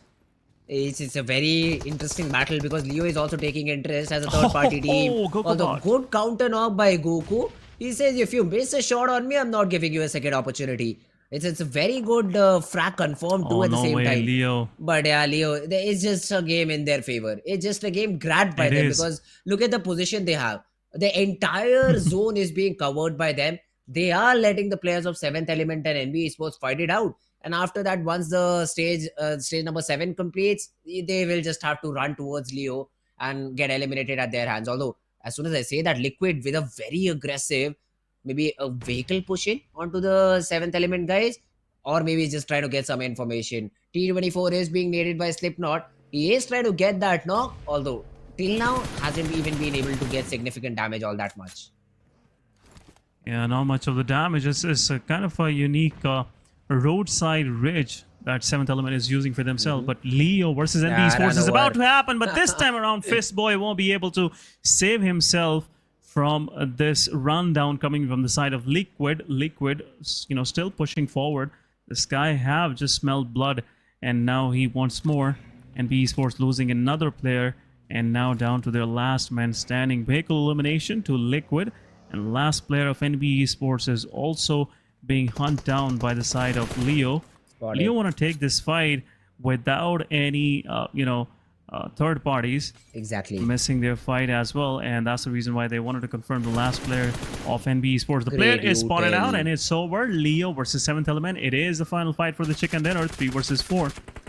Yeah, make it a 2v4. That's an easy game. That's an easy game for Leo. No way they lose this. Goku has also been spotted down. Nice work. I say Slipknot just saved him from a run over, and then the final confirmation onto the last remaining player. 7th Element, twice they came so very close, but were never able to cross the final gate. And a great game by the side of Team Leo Esports.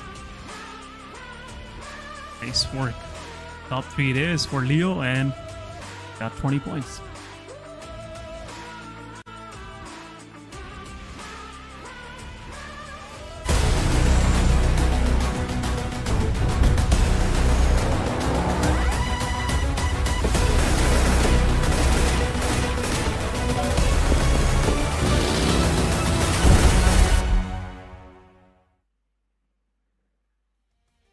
Another fun game, man. Another fun game finally getting in a way where all the 4 players of Team Leo had no trouble at all. They just isolated the fights perfectly. They just picked their teams perfectly. And at the end were just able to get the job done. Perfectly played by Leo Esports. And they are the victors for the previous game of Erangel.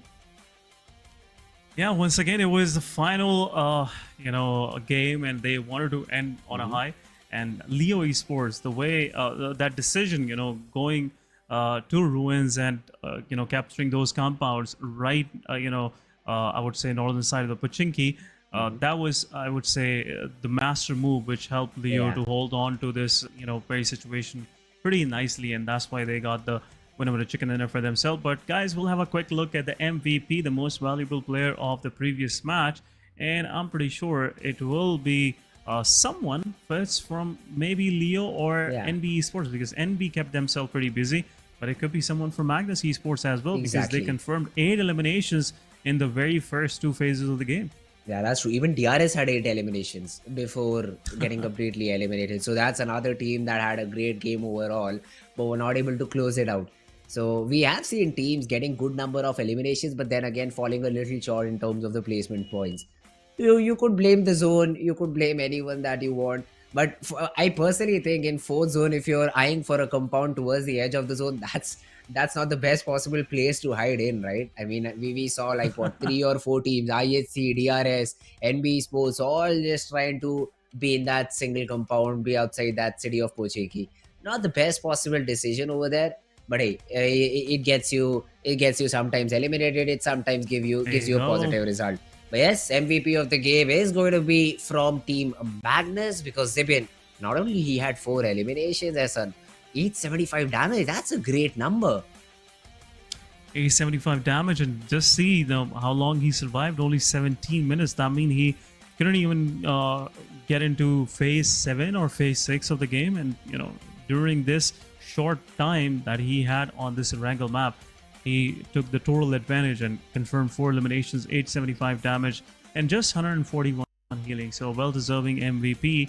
But we'll have a quick look at the players in focus as well, where we'll see how many other players of Magnus Esports will show up there, because some quick eliminations from them also came in. But at the same time, as you pointed out, DRS had a good match. Unfortunately, they had to push out of the Pochinki, which is the place of map which every team knows how to gatekeep anyone exiting Pochinki. So IHC did a great job there, and a third party as well happening onto the players of DRS and IHC in that very situation. Seventh Element took the total advantage, but we'll have a quick look at the players in focus. We have Akazo, the Grenadier, I must say, confirming eliminations on the players of Stalwart Esports. Yeta Uta from Leo, and again Slipknot did a wonderful job, keeping total control of that very compound on the southern side of Ruins, and at the same time in the final fight against NB and 7th Element. But match summary, it is pretty, much, I would say, dispersed between the teams. Yeta Uta with highest eliminations, highest damage goes to Zebean from Magnus Esports. Fistboy with highest assist, as we saw there, and highest healing done by Gyante, as he was trying to save himself in the blue zone after phase 4. But anyhow, it was a heck of a game coming from the side of these teams. Yeah, and this game did give quite a few points to all of these teams. Now, Leo had 20 because they were able to get the chicken dinner with 10 points. We've already seen this. But NBeSports is the team in the second place, 13 points to their name, followed by 7th Element. Fell a little bit short as compared to the position as well as the number of eliminations that they had, because of which they will be positioned in the 3rd spot, 11 points to their name. Roy Esports being another team which had so many frags. Look at this, 9 elimination points, but only 1 position point. So Roy Esports also being on a little bit of a tough spot in terms of placement points. If they improve on that, could be a really great team to watch out for. But if we talk about the overall rankings, we still have DRS Gaming on top, followed by Roy Esports. I'm still surprised to see them here. But then again, the new format, as you correctly pointed out, Essen, it rewards you for getting as many eliminations as possible. Yes. 31 eliminations, only 10 placement points. Still, with 41 total points, Roy Esports sitting on the 2nd spot. Raw Esports, they totally dominated with their gunslinging skills, and we can clearly see the way they did it. That's totally, I would say, mind-boggling for rest of the lobby, because right now Raw, even though they got 3 of their players eliminated early on in the previous match, they still tried to confirm some more eliminations while they were about to exit for the lobby. But looking at the second page, things are pretty gloomy, I must say, for most of these teams. IHC with only 22 points, not that far from the first page. Same for Stalwart Esports. So these 2 guys are set. For rest of the teams down below, 52 Regicide, SKYLIGHTZ Gaming, High Voltage, King of Spades, Team Tough, HellRaisers, and SRX3X, they couldn't even hold, I would say, in a stronger way in this first day of this PMPL SAC league stages. So I'm really looking forward how these guys will come with more preparation in tomorrow's matches as well. So Fritz, tomorrow will be, I would say, a better picture explaining the situation and the skill set of these teams of this South Asia Championship this season. Yeah, I mean, hopefully all of these teams, they would have learned something new from day number 1. Could not start off on a positive note, did not get the early boosters right in the position, but hopefully day number 2 is a little bit better, because we did expect quite a few teams which are not there in terms of the overall standings. I mean, I for one expected i8, 4MB, Stalwart Esports to be in at least top 5 after day number 1. That did not happen. A little bit surprised, but then again, just the start of the week, just one single day, we will see all of these teams bouncing back tomorrow, hopefully with a better performance. We also have another race that is going on between the MVP of the tournament. So Eliminations is where the judgment is going to be given. So we have Malik, who is literally leading the charts right now. 17 total eliminations. He is being followed by Zivin and Godless, but they're far away. It's 11 for both of them. Yeah, because at the same time, I would say it's just one day, elimination leaders. We'll talk about that after 3 days or 4 days. We'll see, some new names, some new faces popping up. Because once the battlefields will start heating up, that's where the real heroes will come forward and they will show us the real class, which we are expecting. But anyhow, right now with 1900 damage, 17 eliminations, it's a good number confirmed by Malik. I'm not going to take that spotlight away from him. But day summary days, guys, DRS with two chicken dinners really saved them in this day in these 4 matches. And right now they're sitting pretty nice on the top with 49 points. Then moving forward, we have T2K, another chicken dinner coming from the Nepal region. And then Aegon Exide with 1 and Leo with 1 for themselves. Aegon Exide, not I would say a chicken dinner from them that is pretty much complementing their play style. It's just 8 eliminations, but it's just a start. It will give them some footing, and for sure in the coming days, Aegon will start showing their true selves in this lobby, Fritz.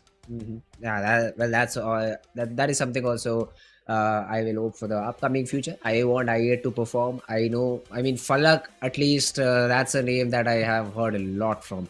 I've seen him play. I've heard a lot about him, and I know what he can achieve, what he can do. So of course, I8 will definitely be a team to look out for in the upcoming games, in the future games, and would love to see some performance from the other teams as well. Because 7th Element, yes, they are not that team who is getting a lot of frags, who are again and again getting those chickens, but are always in top 5. So somehow or the other, they are able to sneak their way into good position points, into getting good position points. So that is again, I'd say a little bit of an ability that can really help them a lot. The only thing that they need is to get one big game with a good chicken dinner and then just continue with the same momentum, with the same consistency that they have. If they can achieve it, well, this would be another team to be feared about. But yes, guys, that was it for today. I hope so you guys did enjoy. If you did, do not forget to hit that like button. That was it from me and Hassan today. We will be joining you back tomorrow. So stay tuned till then. Take care. Bye-bye and good night.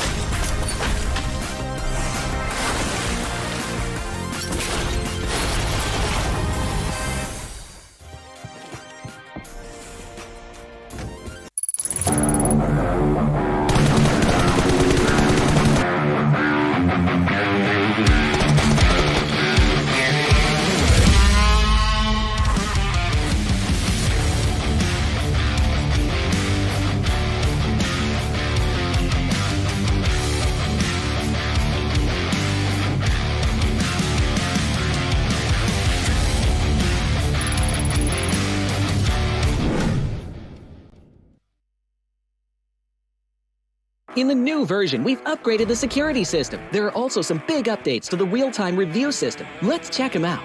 In this update, investigators can use the Eagle system to review suspicious players in real time during matches. Cheaters no longer have anywhere to hide as the investigators' vigilant eyes keep them at bay. If a player is caught violating the rules, investigators can report it in real time via the Eagle system. Once a player violation is confirmed, the PUBG Mobile security team will promptly impose penalties to maintain a fair gaming environment. Concurrently, we've added a new damage distribution chart and icons to the video progress bar to assist investigators in making more precise judgments. In this update, we've also added a bullet trajectory display, grenade trajectory display, and an unobstructed 360-degree view of the target to make it easier for investigators to make judgments when reviewing. If you have any questions about this update, please feel free to leave a comment. See you next time.